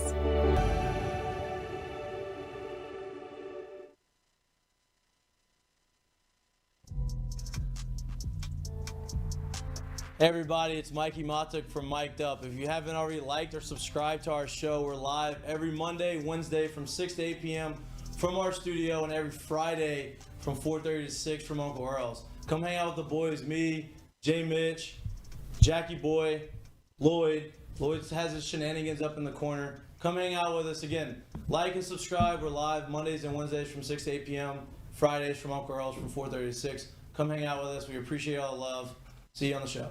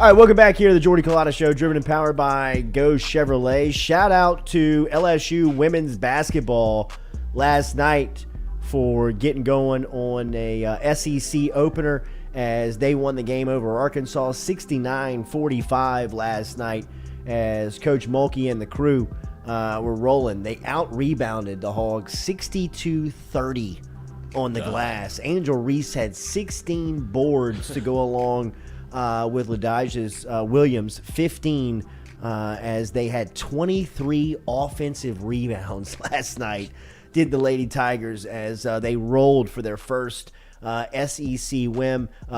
Angel Reese last night has 13 consecutive double-doubles now as she had another double-double last night. This team's got firepower. This team's got some swag to them. If you saw some of the social media that was coming out, that locker room was electric, man, afterwards. As Angel Reese was telling Coach Mulkey as she came in, you got some dogs, Coach. You got some dogs on your hands. And Mulkey, you could see it. She didn't want to let her know that she believed it just yet, but you can tell by the smile on her face that she likes where this team is at. Reese's stat line last night: 19 points, 16 boards, an assist, and a block. As we said, that is 13 double-doubles in 13 games. She has played 13 games with LSU. She has gotten a double-double in all 13 of them. As number 9, LSU rolls through Arkansas 69-45 for an opening conference win last night. They'll be back on the floor on New Year's Day, on January 1st, on Sunday. The Ladies Tigers will be back in action. This is a great ticket. It is fantastic entertainment. As we all know, they're very well coached, and they have they're fun to watch. They can score. They score at a high level, and now after last night's win, they are 1-0 in conference play. So shout out to Coach Mulkey and the crew. Remember, daily, we're brought to you by City Cafe. Shout out to our friends over at City Cafe, as they are located on O'Neill and George O'Neill. Been in business for over 100 years. You can read all of the menu and all the great selections online at citycafebr.net. Citycafebr.net. Where good friends eat, where good friends meet. Over at City Cafe. Tell Squeaky Miranda and Cody Miranda that you heard it right here on the Jordy Culotta Show. As LSU men's basketball after their win versus Arkansas earlier this week will be back in action as well, as the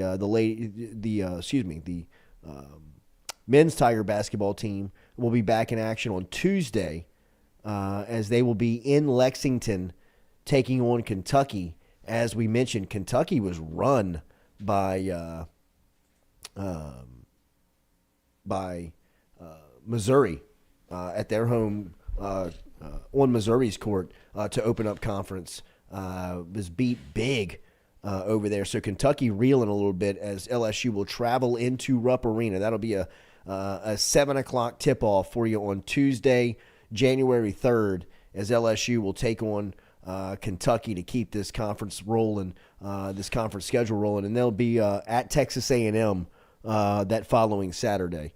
The next home game for LSU men's basketball is going to be Tuesday, January 10th, at home versus Florida. So it'll be a nice little stretch here for Matt McMahon and the crew to see how they're feeling, to see where they sit in conference play, but a big one to start SEC. We were talking about the SEC overall, in non-conference, curious about how good of a league it is, and just the early return on the SEC. It's been very early in league play, obviously. I don't know how good the league specifically is, really, when you just kind of look around. I mean, as we said, Kentucky fell the other night, and from the league standpoint, they're usually one that brings a lot of recognition. I saw that Auburn beat Florida by 2 on the road. I believe it was 61-59 was the score. Really, if you have pros on your team, if you've got real high quality players in college basketball on your team's scoring a lot more than 60 points. And look, it's early in conference play. You may still be figuring some things out from a rotation standpoint, but when you look around, the scoring is not where you thought it would be within the league. I mean, Alabama's legit, obviously, but like I said, Auburn, who's been really good. Tennessee's had some struggles of scoring, lately, and just looking and keeping up with their scores. I wonder how competitive the league really is, and it'll be something that we watch going in to the season that is up and cranking now. As we said, LSU back on the floor Tuesday in Lexington to take on the Wildcats. It's a far cry from what the league felt like last year, huh? Yeah, it is. It is, and really the last couple of years. I mean, SEC basketball has been really relevant. I mean, pretty good consistently over the last couple of seasons where, I mean, they've been putting a lot of teams in the tournament. They put 8 teams in the tournament last season? Or something like that. It felt like the SEC was kind of one of the more, kind of announced itself as a league in which basketball is finally, finally found itself in basketball. It always felt like it was, ACC, Big 12, that's where it felt like basketball was coming from, and the SEC kind of kicked in the door a little bit, and now it doesn't feel like it has that same momentum, but it's still early. And LSU able to get a big win against Arkansas. You hope they can. Feels like Kentucky isn't as strong as you'd have thought going in. Well, definitely with Tashibwe coming back. And he's still doing his thing. The other night he had 20 rebounds. Yeah, but I mean, he's got nobody around him. He's just balling himself. Well, now you see why Cal wanted to bring him back. He's like, I don't think I have any horses. Remember they paid him $3 million? Yeah, something. Shout out to our friend Zach Ewing over at the Advocate. He was in one of these survivor pools. Yeah. Yes. And actually, I mean, I'm just texting with him here. He won. The whole thing? He won the whole thing. The whole damn thing. He won the whole thing. 6-figure payout for Ewing. That was... Where were those picks? Unreal, man. What are the taxes on this 6-figure So payout? survivor pool it's not against the spread, right? It's just... No, I don't think it is. I think it's just you have to pick a winner. So each week you have to pick one team to win. And you can't pick You can't pick the same team twice. So when a lot of people got knocked out very early in this form of gambling because there were some upsets early on in the weeks that I think the Saints were one of them that really hurt people week 2 or week 3. The Bills lost early. A lot of these teams that people were oh, they're definitely, the spread was massive, but that doesn't matter. You're just taking a money line. And there were some upsets early on that knocked a ton of teams out, and Ewing was able to survive that part. And then he still had all of his horses on the back end, if I remember correctly. He still had the Bengals going late. He still had the Bills late. And it's if you have these teams that are, once they figure out, you still have the Chiefs late, people usually use those early. They're just I want to survive in advance. Ewing flipped it. And is able to, I think, rock out with the Carolina Panthers in his last game of the survivor pool to get a 6-figure payout. I don't know how that does it was. I don't know who it was with, what sportsbook it was with, because people usually do multiple. Yeah. You'll find these big money ones like that where there's 5 or 6 of them that you'll sign up for, and hopefully one of them hits. And I mean, congrats to our guy. There's nothing better than winning. I mean, it's free money. Unreal. And all I did was pick holiday time. Free money during the holidays, coach. All I did was pick a mascot. Shout out to our guy Zach Ewing. Congratulations, man. Also, shout out to a listener who's got a really cool wife. Tracy Chevalier reached out to the show, and she emailed in saying, "Hey, my husband is a huge fan of the show. It's his birthday today." This is yesterday. Can you go let Nathan in? Oh, yeah. It's his birthday today, and of course he's sitting in front of the show right now. Dedication. His name is Chris Chevalier, and I hope I'm pronouncing that last name right. If you can give him a birthday shout out, he would be shocked. Congratulations or not congratulations. Happy birthday to Chris Chevalier, and thank you for reaching out, Tracy. Cool wife, man. Got her reaching out and asking to throw you a little love from the show. So happy birthday, and hope you had a great one, man. It's a pretty wet, nasty day out here with the weather. So enjoy it. Stay safe, and thanks for listening. Have a great weekend. Happy New Year and happy birthday. Nathan Velasquez just walked in. When we come back, we will. Josh did too. Beautiful. We will be eating and talking movies here with some of our favorites when we come back here at the Jordy Culotta Show, driven and powered by Go Chevrolet. I think it's Chevalier.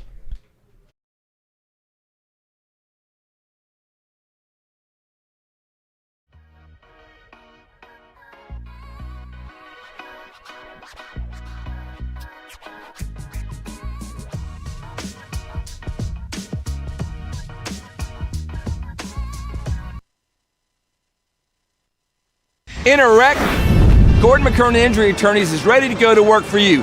Come meet your team. I'm your intake specialist. I coordinate your case and connect you with your attorney and paralegal. That's us, your legal team. Thanks. And we'll fight to get you every dollar you deserve. I'm your settlements and disbursement manager, and I'm here to get you paid on time. I'm attorney Gordon McKernan. Put our team to work today. Just call us. Get it done. I remember telling them, hey, listen, my job here is to make sure that we bring, big time football to a small town environment, right? And so you see on movies sometimes about the way a town reacts to the football program and what it means to everybody, and that was the hopes and dreams that I had for the place. And so our kids take a distinct responsibility in wearing that Z on their helmet. It means a lot to them. And then on the flip side of that, our community does a tremendous job of supporting our program, supporting the athletic department, supporting our school as a whole. And there's really a great relationship there that's a lot of fun to be a part of. Thank you for the access, man. Looking forward to tonight. We'll talk soon. Coach, wait, before you go, fix your hair again one more time. Look at him. Yes. Look at him. What do you think about that? Game day, what do you baby. think about that? Game day. Hell yeah. Yeah. I love it. I love it, man. Great to see you. Thank you. You too, guys. I appreciate it. Y'all have a great day. All right, man. There he is. There he is. My guy. David Brewerton checking in. What does Harold Perkins do for this defense? What does he allow you guys to do? Yeah, Perk, man, he's just so raw, man. Like, all he know how to do is make a play. But I love him. He brings a certain type of juice to the defense, and he's right alongside of me on the edge. He knows how to rush the edge. As a young guy, that's very valuable to the defense, being able to rush the edge. Making the quarterback step up. But yeah, they put him everywhere. Middle linebacker, outside rusher. Maybe sometimes he's gonna be in the drop. So he's very versatile for our defense. Question in that game. You're listening to the Jordy Culotta Show live on YouTube. Catch it every day, 7 to 9 a.m.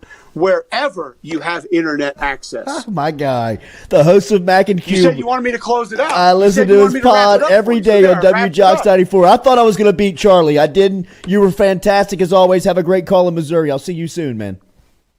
Thanks, man. Good Later. talking to you, Jordy. Always. There he is. Cole Kublik, the absolute best. Don't overthink it, ABC. When you move to a primetime slot and the SEC is getting that billing, make this man the color commentator. He's the absolute best. Ooh, I mean, what a pro. What a pro.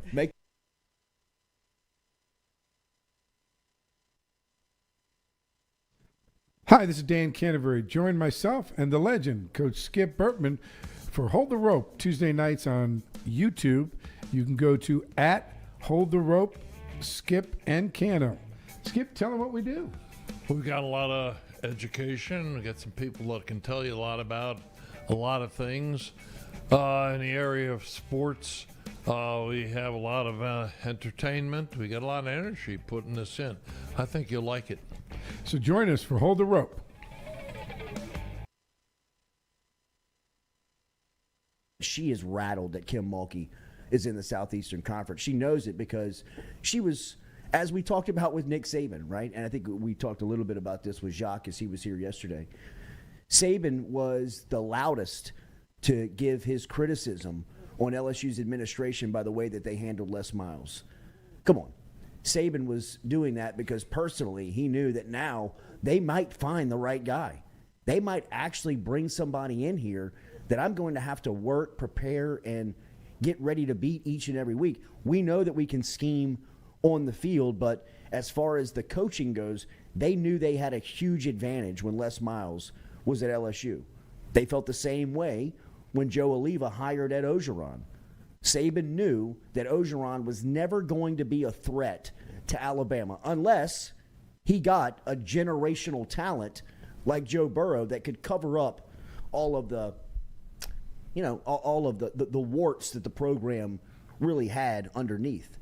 Dawn Staley sees that Kim Mulkey is someone that can be a real threat to South Carolina. That's why, if you recall last year, she was the one complimenting and wondering if the turnout would have looked like that for Nikki Fargas. No, Dawn, it wouldn't have. And it all was because of the product that she was putting on the floor. It had nothing to do with race or whatever you were trying to make it. It was all about that the competitive team that was going out there now can play with you. And that's what she's worried about. The message that she's selling on the recruiting trail is embarrassing, I think, for someone of her status, right, of what she has told some high-level recruits about. Ask Coach Mulkey about that Brittany Griner situation and why she hasn't commented. I mean, some of the things that have gotten back to Mulkey and through to LSU basketball, through Staley, South Carolina, and that program shows just how uneasy they are with Mulkey leading the program because she knows that they're a real threat.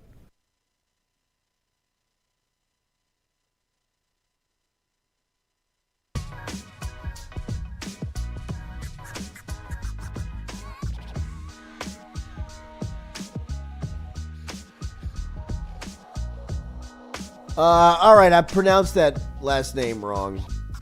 Chevalier? Chevalier. Shout out to our guy, Chevalier, and happy birthday, buddy. Speaking of good to see and friends and old friends, Nathan Velasquez is here. He's been here since Christmas. He's hanging in town this weekend. He'll be in New Orleans tomorrow night. My man forgot about the local flavor of a Superior margarita. Yeah, I can see the eyes are glazed over here this morning. No, I probably should have. He had multiples yesterday. No, it was like I was on the door of like number 3, and it was like, what the hell? Let's go. Whew. It was. Hey, look, the margaritas are great in New York, sweat. but you're used to. I get too caught up on like just how cheap everything is here. You get like a margarita, you get like a few ounces for $20, and here it's like $7 for a margarita. Let's go. Another one. Let's go. I got the ticket by the time we were done, and I was like, I did well tonight. Not even $40. We split a fajita. Give me my keys. Exactly. Yeah. Hey, everything was responsible. That's maybe right, an Uber. that's right. But yeah, no. This morning I was like, oh man, yeah, that's right. I was at Superior Grill. What was I doing? Yeah, it was fun. I would imagine that they're stronger too at that some point than what you get in New York City. Just the strength of the Superior margarita may be nationwide. No, I think the drinks here are probably stronger. That's what I'm saying. Yeah. Everclear, man.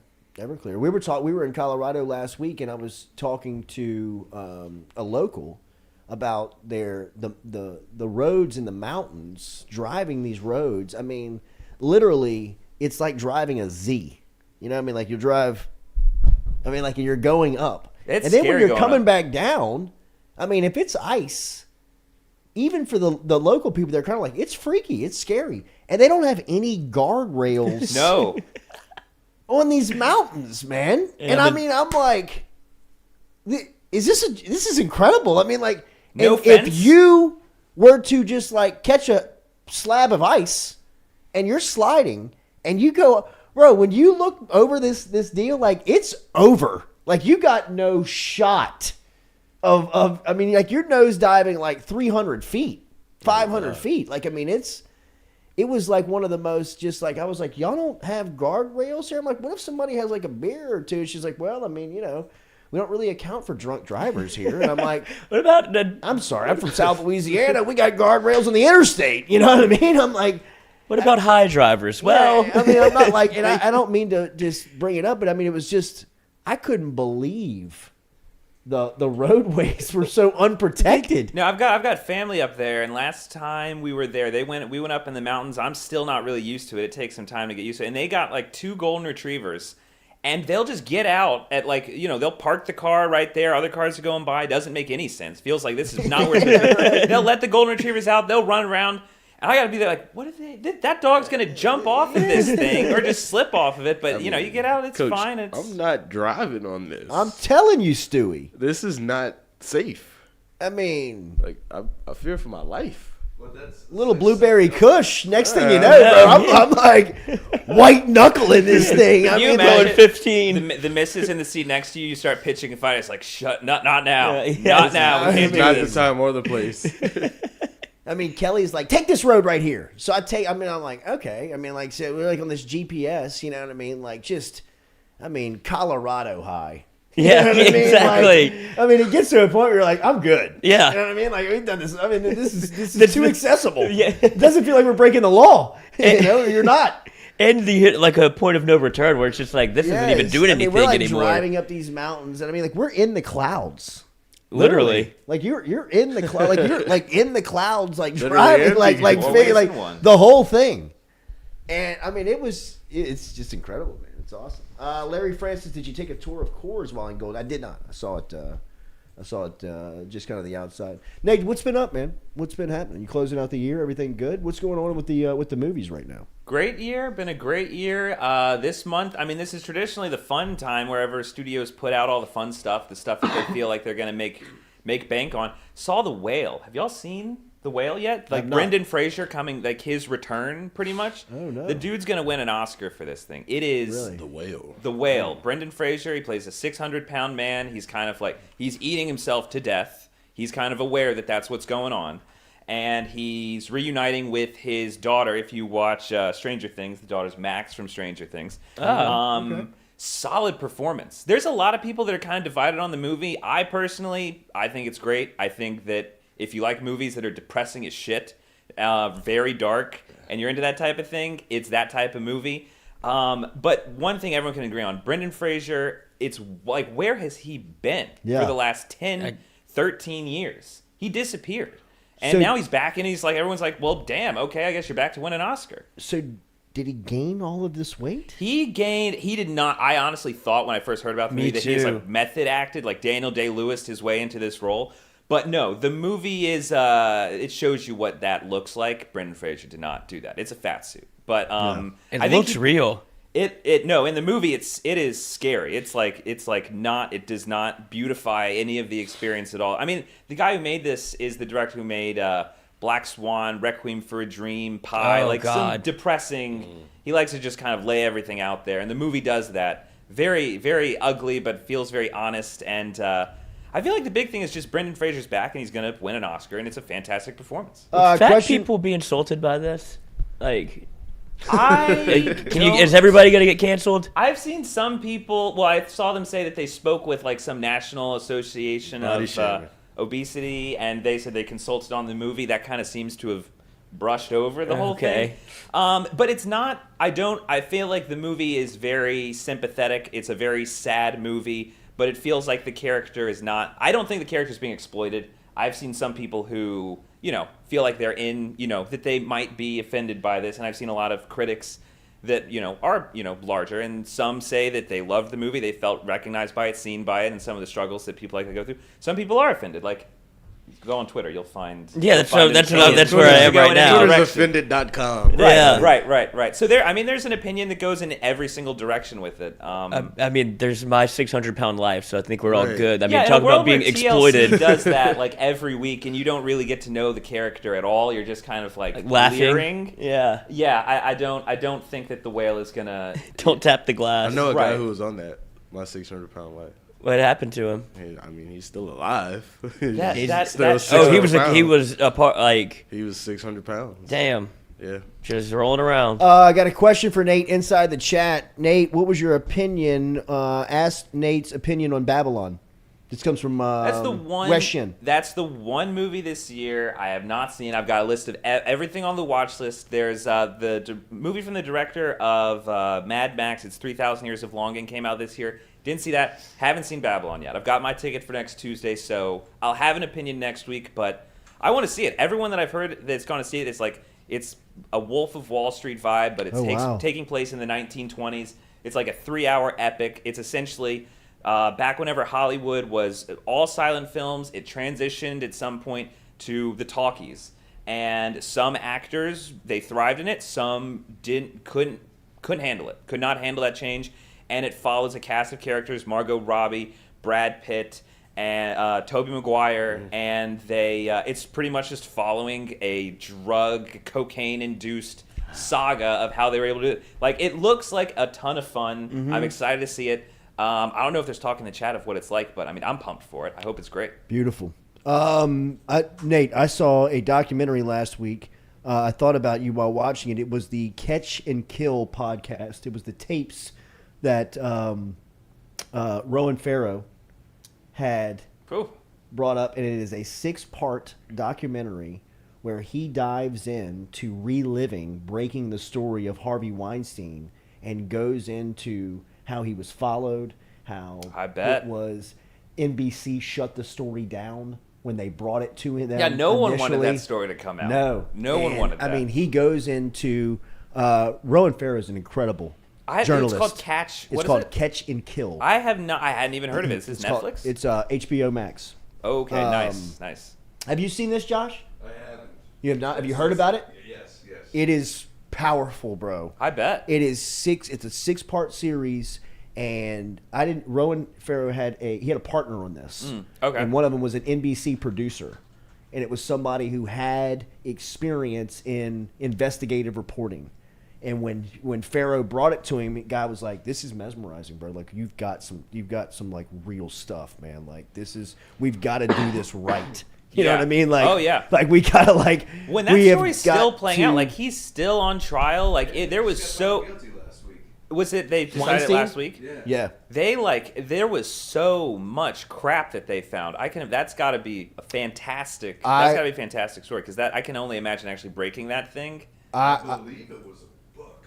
It might have been. It might have been. Okay. Made the book. My wife is a big fan of the book. Yeah. And I think it's how he kind of went about doing it. Like the same thing with the documentary, but it could come out in the book. Yeah. So the documentary's on. They've got that movie out right now, She Said, which kind of, I think, goes from the New York Times. I think they were working on a story, too. And I think Ronan Farrow beat them to actually putting it out. And I think that, I think that they pretty much said his investigation was so much deeper that, they had to run with that to get him. There may be nothing more intimidating to criminals than an investigative reporter who knows what they're doing. Oh, yeah. No, and hearing that, hearing the kind of we've got some sources, we've got some comments, kind of like that brick wall that said we've got some receipts, right? And that's some all. of We'll talk and to you later, could see maybe. some of the reaction that Weinstein was having when they figured out that this guy Farrow was for real. You know what I mean? Like when they had played defense so much over the last 20 years for him that it had become almost like. I mean, it was just kind of routine, right? I mean, and it is. And was that the one that I don't even know. Is that the story that made Ronan Farrow put his name on the map? Was this? I don't think at that time he was someone who he was somebody that was doing incredible work that you just didn't know about. Okay. He was working at NBC and doing investigative reporting. His dad is Woody Allen. Right. Yeah. His mom's Mia Farrow. He broke the stuff. I'm just finding all this out. Yeah, he was the one that kind of started the issues that Woody Allen has had for the last few years. I mean, and I think, Mia Farrow is one of those weird Hollywood characters who's kind of fuck this place. This place is a den. Mm-hmm. And I think he kind of got. It's clear. It makes sense that this is the story that he would chase down. Right. The type of Hollywood's. He didn't chase it. It was there. It kind of came to him, and once as an investigative journalist, as a reporter, when this stuff it started coming to you, you're like, oh my God, I'm going to have to. Well, that's what's weird about the Harvey Weinstein thing is that Hollywood is such a thick bubble. Yes. And it's almost it feels like an impenetrable thing. It's not accountable to anyone. Everyone out there is a freelancer. There's no infrastructure of a company. There's no real HR. It's just kind of a bunch of hush money going around with a bunch of kind of freelancers. It's are we going to say anything? It's one bad word and you're out. You don't even have to be doing anything necessarily nefarious, but you can just have the wrong set of whatever and you're gone.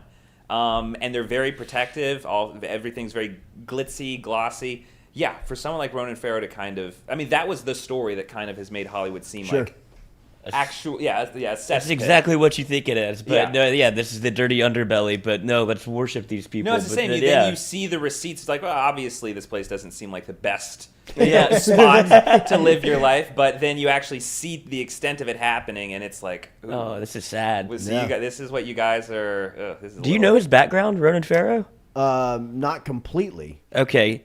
He skipped grades in school and took courses at the Center for Talented Youth at Johns Hopkins University at 11. He began to study at Bard College and transferred to Bard College for Bachelor of Arts in Philosophy. He graduated college at 15, and then he went to law school, got his Juris Doctor, passed the New York State Bar, so he basically has a law degree from Yale, selected as a Rhodes Scholar, and a doctorate in philosophy from the University of Oxford. Like, he's been he might be one of the most educated people in America, and he is 38. Yes. Yeah, I hate stuff like that. 35, excuse me. It's like, Jesus Christ, what was I doing? What am I still doing?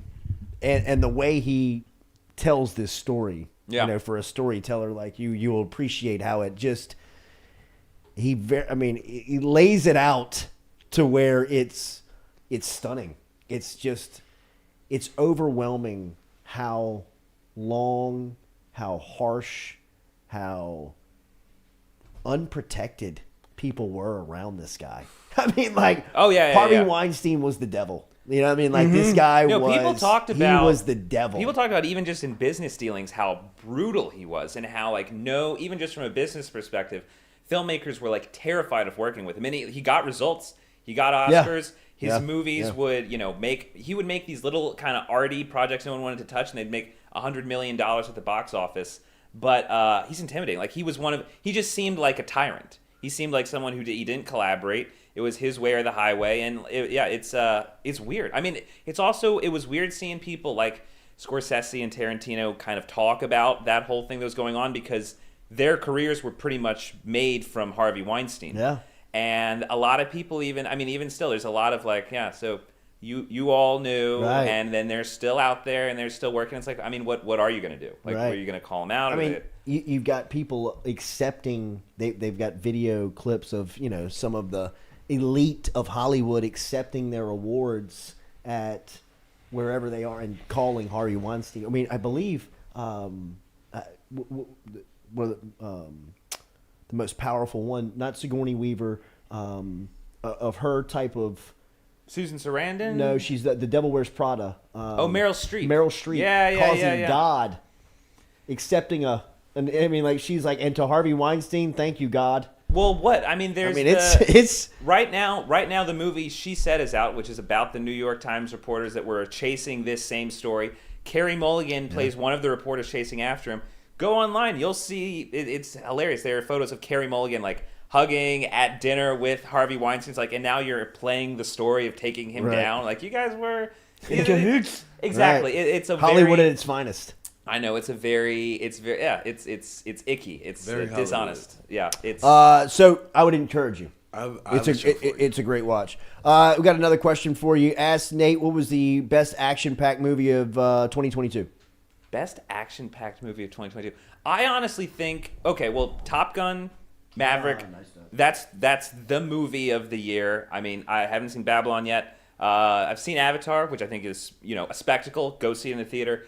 But Top Gun, Maverick, that sequence where they have to hit that 2-minute 45 mark to get that done. It's unreal that they were able to pull that off. Tom Cruise is a goddamn marvel. How he was able to pull that thing off is spectacular. I love in the movie how they go for their final mission and they kind of are trying to hit their marks perfectly. They film it wonderfully, editing spectacular. And then the thing that they said throughout the entire movie is, we don't know what's going to happen after we complete the mission. We don't know how we're going to get out of there. And in the movie, the way that they capture just the terror of them kind of being like, shit, what now? What do we do now? The movie just, it on all of the marks, it's like, sure, there's a ton of cheese in it. Like, literally, Tom Cruise comes on screen with the rule book. He throws the rule book in the trash, and he's like, we're not dealing with that. Yeah. We don't follow the rules here. They lay the cheese Maverick. On, but it's classic. Wonderful. It is. It's John Hamm, spectacular. Ed Harris in that 10. Yeah. He should be nominated for Best Supporting Actor just for that 10-minute snippet he had at the beginning. I mean, yes, I think if you want action, Top Gun Maverick. If you haven't seen it, what are you doing? Revolutionary film. I haven't seen it. Will it set a It's good. Will it set a Stuart, standard? What are you doing? I mean, will it? I feel like it's probably going to set the standard for this type of legacy sequel. Like, is this a sequel? It's like we're just kind of revisiting something decades down the line, kind of distilling what was done before. We don't need to necessarily tell a fantastic story about Maverick. We just need to deliver the thrills in a wholly new, updated way. I think hopefully it could be a roadmap for that type of thing. But I mean, I don't know if it's going to... It's basically like if they did the first Mavericks, like, let's do it, what? When was the first one? 86? Is that when it came out? Yeah, I'm not sure. 86. But let's do it in the future. And it's like, I bet this movie would be awesome if you could do it in 2022. And it's like, yep, it was. And so I'm sure you can I mean, it won't. Well, I'm not gonna disgrace the name of Tom Cruise and say he won't be able to do this in 15 years again. But they're gonna, like, this is the roadmap of, like, does great things. exactly, of, like, look at what technology can do for movies like this, like, to bring action to the biggest screen. Oh, the way that they film some of that stuff, like the actors are actually up there in the G-force with crazy. these IMAX cameras mounted. Like, it feels like the stuff they were doing in Dunkirk, but they're just doing more of it. It's so wild. Have you've seen Top Gun? Oh Maverick? yeah, and he's, I mean, he's the professional at it. I mean, think about his Mission Impossible movies. So you talk about, like, not creating a sequel, but, you know, kind of a legacy. I mean, he created the Mission Impossible, and they've only gotten better. And they have. I mean, he's got another one. He's got two. I think it's 6 and 7 are going to come out as I like. saw a clip the other day that he was shooting where he was driving a motorcycle off a cliff. Yeah. And he pulled the parachute pack. He just gave. I don't know if you saw it online, but he gave a Happy Holidays. I was about to say that. Have y'all seen the video of him jumping out of the off plane? Of a helicopter to get a shot for. We're filming Mission Impossible 6 and 7. I mean, it's He's live. the director of, like, the last 3 Mission Impossible movies are right there, and he's like, "Hey, happy holidays! Thank you guys for making Top Gun #1. See you at the movies." And he, like, gives, like, a fist bump to the director. He's like, "Let's go." He jumps out of the plane. The cameraman jumps with him, and he's just kind of feeling there. He's like, "It really does mean a lot to me that you guys have been able to make Top Gun #1, the #1 movie of the year." And he's like, "All right, see you later." And then he just does a hurdle and then, like, soars down. It's like, that guy, he's probably gonna die doing that stuff. I mean, you got to think he'd have to. It's almost like a Brady-esque thing, right? Like, it's just so impressive. It is that the man is like but 60. how old is Brady? 45. 45? Yeah. Tom Cruise is pushed. Yeah, he's into his 60s now. I mean, to be playing football is what to be playing a sport like that at 45. It's like I mean, you had 2 margaritas, could barely get out of bed this morning. And he, I mean, he's doing his movie in space. Like, that's on the books for within the next 5 years. He's going to space to film a movie. They're partnering with NASA to get it done. He's like he's fucking Archer. Like, and he does it in strides. It's not bad either. Like, it makes the movies so much better.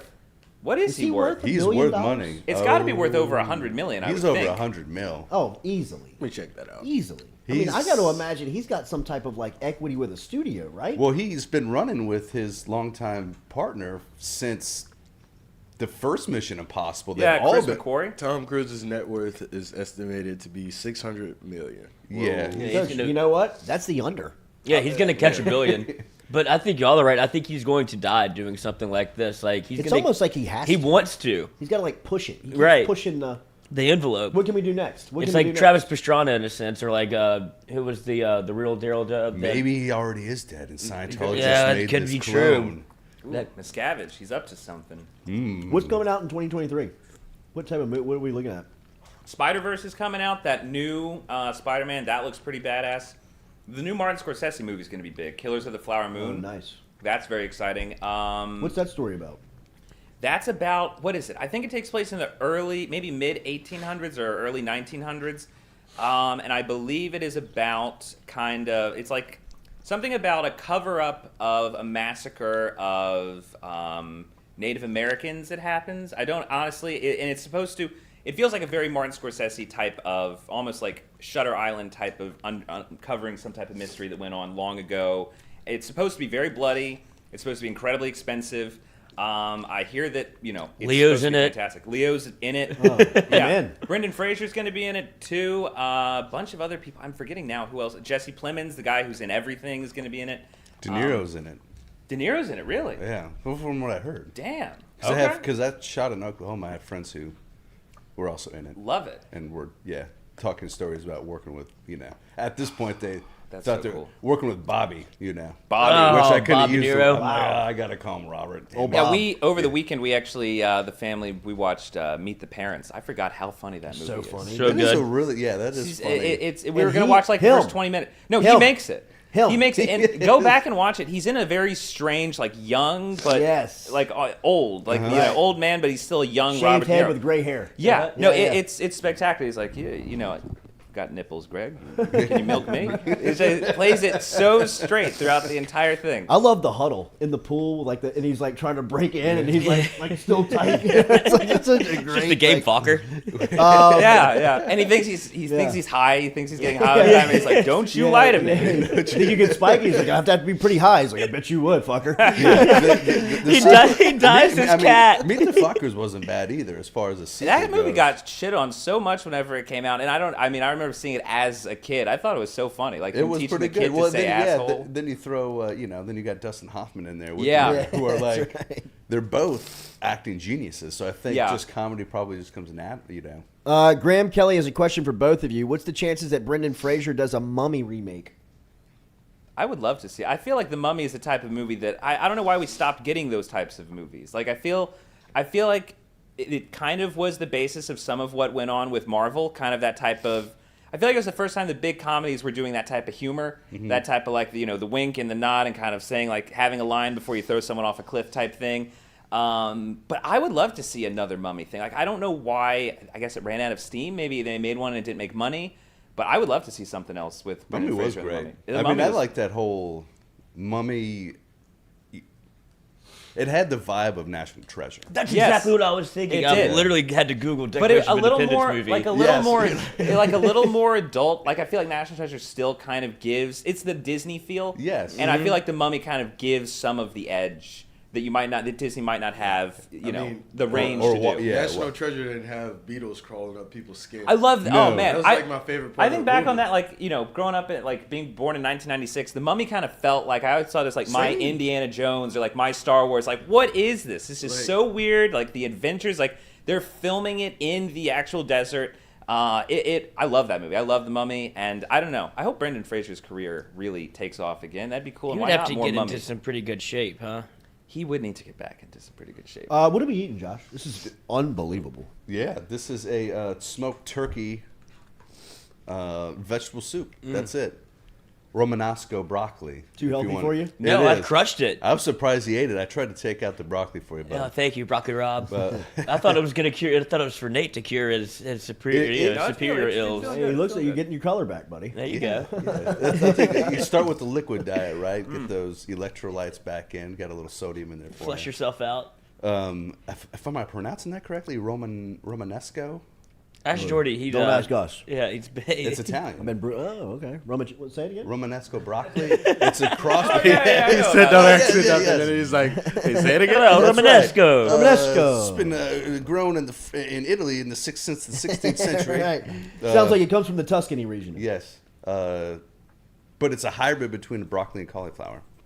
Oh, nice. Yes, and it has a good heady blend. Yes. Speaking of national treasures, what's up with Nicolas Cage doing a Western? Is Nicolas Cage he doing looks a Western? Western. I don't. Sometimes it's just that man just gets weirder, and I don't know if it's great or. Wait, if is he it's doing like, a Western? The old way. Yeah. Really? Oh, look at the mustache. Yeah. Ah, that's cool. Yeah, he looks like Wyatt Earp. I don't know. I mean, hey, Nicolas Cage can pretty much do anything. Yeah, I feel he like does. whatever he's going He to does, do, yes. he played himself. Yeah. What the unbearable weight of something talent. Yes. Yeah, yes. of enormous talent. Where he gets hijacked and yeah. Yes. No, I mean Nicolas Cage. I heard that was really good. That I actually never saw that, but I heard it was really. That was pretty funny. What's up with you? What are you working on now? You working on anything? Movies? No, not yet. I've been kind of a slow period. Holidays are usually pretty slow. Low auditions, studios, everyone kind of taking extended breaks. I have not gotten a chance to see Emancipation yet, but it's on my list to see. Good. You check it out? Have I? Yeah. Yeah. I figured you probably did. Opening People night, asking baby. about Oppenheimer. Dude, that's why margaritas are still in me. That's the movie I can think of. Have y'all seen the trailer to that Yes. thing? The new trailer that came out recently? I saw it before Avatar. Oof. And I'm reading the book right now. The story of this guy's life, Oppenheimer, is pretty wild. He's a weird dude. Understandably, he was tasked with kind of heading up the creation of the atom bomb. Yes. The trailer looks the same type of thing you won from Nolan. Weird, mystical, scientific type imagery filled with kind of like this level of mystery and dread in this character. It feels... I hope it's good because this is the first time he's really done like a biopic, I feel like. Like something that's just like, we're not going into space, we're not in someone's dream. This is literally, or like we're not in World War II.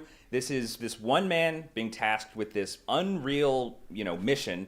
And is he going to be able to dive into a character's life? I feel like he doesn't really do like the mind of a character so much as plot. But Oppenheimer looks amazing. That's opening night for me, 100%. He's the best director going right now, huh? I would say so. I mean, I'm sure Nolan? I think the stuff. I think he does. He takes left turns. You never really know what it is that he's going to do next. He always goes bigger, and he always kind of fulfills these wild promises. I mean, there's still like dozens of other directors that are like at the top of the game. Yeah. Wasn't that first trailer like completely silent or something? Yeah, it was something. What was the first? I think it was like a 30-second one line of teaser. voiceover from him. Yeah, like Oppenheimer had just like a line that he was saying, and then it was just like these images of swirling flames and almost like lava and these explosions. You're watching. It's like I don't know what the hell I'm about to see, but this looks amazing. And then you always go and you're like, well, that was amazing. You made a masterpiece. Right. Yeah. All right, what's going on at Iverstein's for the new year? We got everything kind of back in stock. New Year meats. If you're a big smoker fan, come and get your grass-fed. Smoker. Yes, that's right. I like it. It's a good joke. I'm not laughing, but it's funny. Come and get it. We have this soup in our grab and go, so you can go bring it home, have a nice bowl of soup on this rainy day. In a bag? It's in a container. Oh, you have a little quart container. We went and picked up some chili a couple of weeks ago out of the freezer, and it was fantastic. Yeah, it's easy too. That's what I loved about it. This one is really nice. You just heat that thing up. That's it. Yeah. Oh, dude. Shout out to Galen. I went over there to get some ramen like last week, I believe, and they were like, we're out. And I was like, oh, no big deal. Like, what else should I get? And he was like, no, come here. Come to the back with me. Hooks me up with some ramen. So I just want to, obviously the people at Iverstein are awesome. They've been able to help us. So it was great to get that kind of hospitality. It was a crazy week too. It was. I actually helped and volunteered. It was like short staff and everything. So I actually went in and donned the butcher apron again for the first time. It was strange. It was good to be back into it, but I'm ready to kill again. Dexter's back. Missed you. But it was like kind of put in all week. It's like Sunday, Monday, Tuesday, Wednesday. I came in, tried to fill in on Thursday. Did great. And then Friday, Saturday. So it was like by Sunday, I was ready for champagne and talking to nobody for a day. Hell yeah. But, good Christmas for the family? Yeah, it was fantastic. Such a great Christmas. Very low key. I love the weather. The weather to me was like...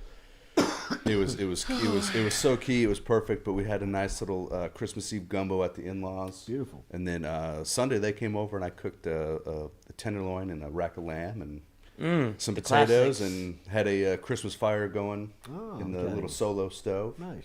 Love the solo stove. Those are so cool. Those are really cool. cool. I got one for my birthday, and so it's like I've been trying not to. Wait, what is this? A solo stove. It's a smokeless fire pit. They're awesome. They're very cool. So they're portable. They have different sizes. I got the standard. I think it's like 19.5 because I have a little condo around townhouse complex. So but they have like 32.5-inch massive pits, and they burn hot. That's the whole premise. So think of it like your chimney when you're lighting your charcoal for your barbecue, whatever. It smolders a little bit of smoke once it gets smoldering, but once it gets lit, it usually took about 3 to 5 minutes, maybe 3 to 5 minutes. It's lit, burning hot, and then the smoke just dissipates. There's no smoke. Leanna's dad got the largest one that they have before the company kind of blew up and they kind of stopped selling those for a bit. But the thing is incredible. Like it's got like a ring of a ring of just holes around the edges so that the smoke, I guess, goes out. I'm not even sure how it works. It's like because going through this was like talking with other people. It's like, I can't find any hard research on this, and everyone's like doing it. It burns. So what it does is the ventilation on the bottom and the top allow for optimal oxygen to feed the fire. So it burns hot. Those things operate best when you keep them full of wood. And they can just burn. I mean, bright. You can almost use it for like an outside bonfire. Yes. Yeah. That's what it is. Yeah, that's what we're doing. And so it's like it burns so hot that it burns the smoke away. So is there a flame? Oh yeah. Oh yeah. I mean, it's like you're sitting next to a fire. No, and the flame can get massive and no smoke. No smoke. Yeah. It's very odd, but it's cool. It's very and it cool. contains, so it keeps like your pops and your crackles that kind of keep contained. But they've got a small one. Like they've got ones that were almost like kind of it'll fit right here on the rug, and then you've got like these small ones you can just kind of put down. It's like a lantern. So like the range is really cool. Wow. Really. I cool. guess if it one size fits all, if it works, it works. Like, A tabletop, a tabletop little fire pit. I got one of those. Can you use it inside? Oh, that's cool. I don't know if you'd want to do I wouldn't know. I don't know if you'd I want to do wouldn't that. because I think it's still, you don't smell. You don't smell as much like a bonfire, Yeah. But you definitely, I mean, If you put it here, you're still gonna have like a black mark on your ceiling. Yeah. Probably. I was just thinking like a little one, like his little. I wouldn't. Maybe so. Yeah, you like might be duck able hunting. to. You might. I mean, if you want to try it out and then let us know. Big hunt This weekend. Look at Duck Dynasty. This is not a recommendation to anyone out there. Do not sue us if you do that. And that's why there's always on WBRZ like the story on Christmas of like, this is the deadliest time of year for home fires. So we got coon asses in there starting fires in the living room. Fell asleep with a cigarette in his recliner. I got this thing for Christmas. What do you want me to? I want to use it now. It's so cold. I got 4 space heaters going. Yeah. But yeah, great week. How was your Christmas? It's been a while. It's like we've had, I think the last time we saw each other in this room, I think. I've turned 40. We've had Thanksgiving, Wow. Happy Christmas. belated. Thank you. Happy belated. I was waiting for my Tahoe from Go Chevrolet to arrive at my doorstep, but it's all I didn't right. know the day. Next now year. that I know, I'll get there on time. Dang it, if only you would know. Right. I'm still waiting on mine too. Yeah, okay. We're getting the bow made for yours. Yeah. But all good, man. Good. All good. All right, remember about Iverstein's online. The great spot if you want to catch the Butcher Bundle. It's easy to get there for 2023 as they will have the Butcher Bundle for you online at iversteinfarms.com. Iversteinfarms.com, of course, located on the corner of Perkins Road and Essen Lane right there in Perkins Village. Perkins Crossing. Yeah. Perkins Crossing Shopping Village over there at on Perkins Road. For the crew, it's great to see everybody. Happy New Year. We will be back. I'll be out until January 10th. What's going on? So make sure right. Make sure and hold it down. Enjoy it. Have a great weekend. And Go Chevrolet driving us every day. Happy New Year. Driving us into the new year. It's almost here.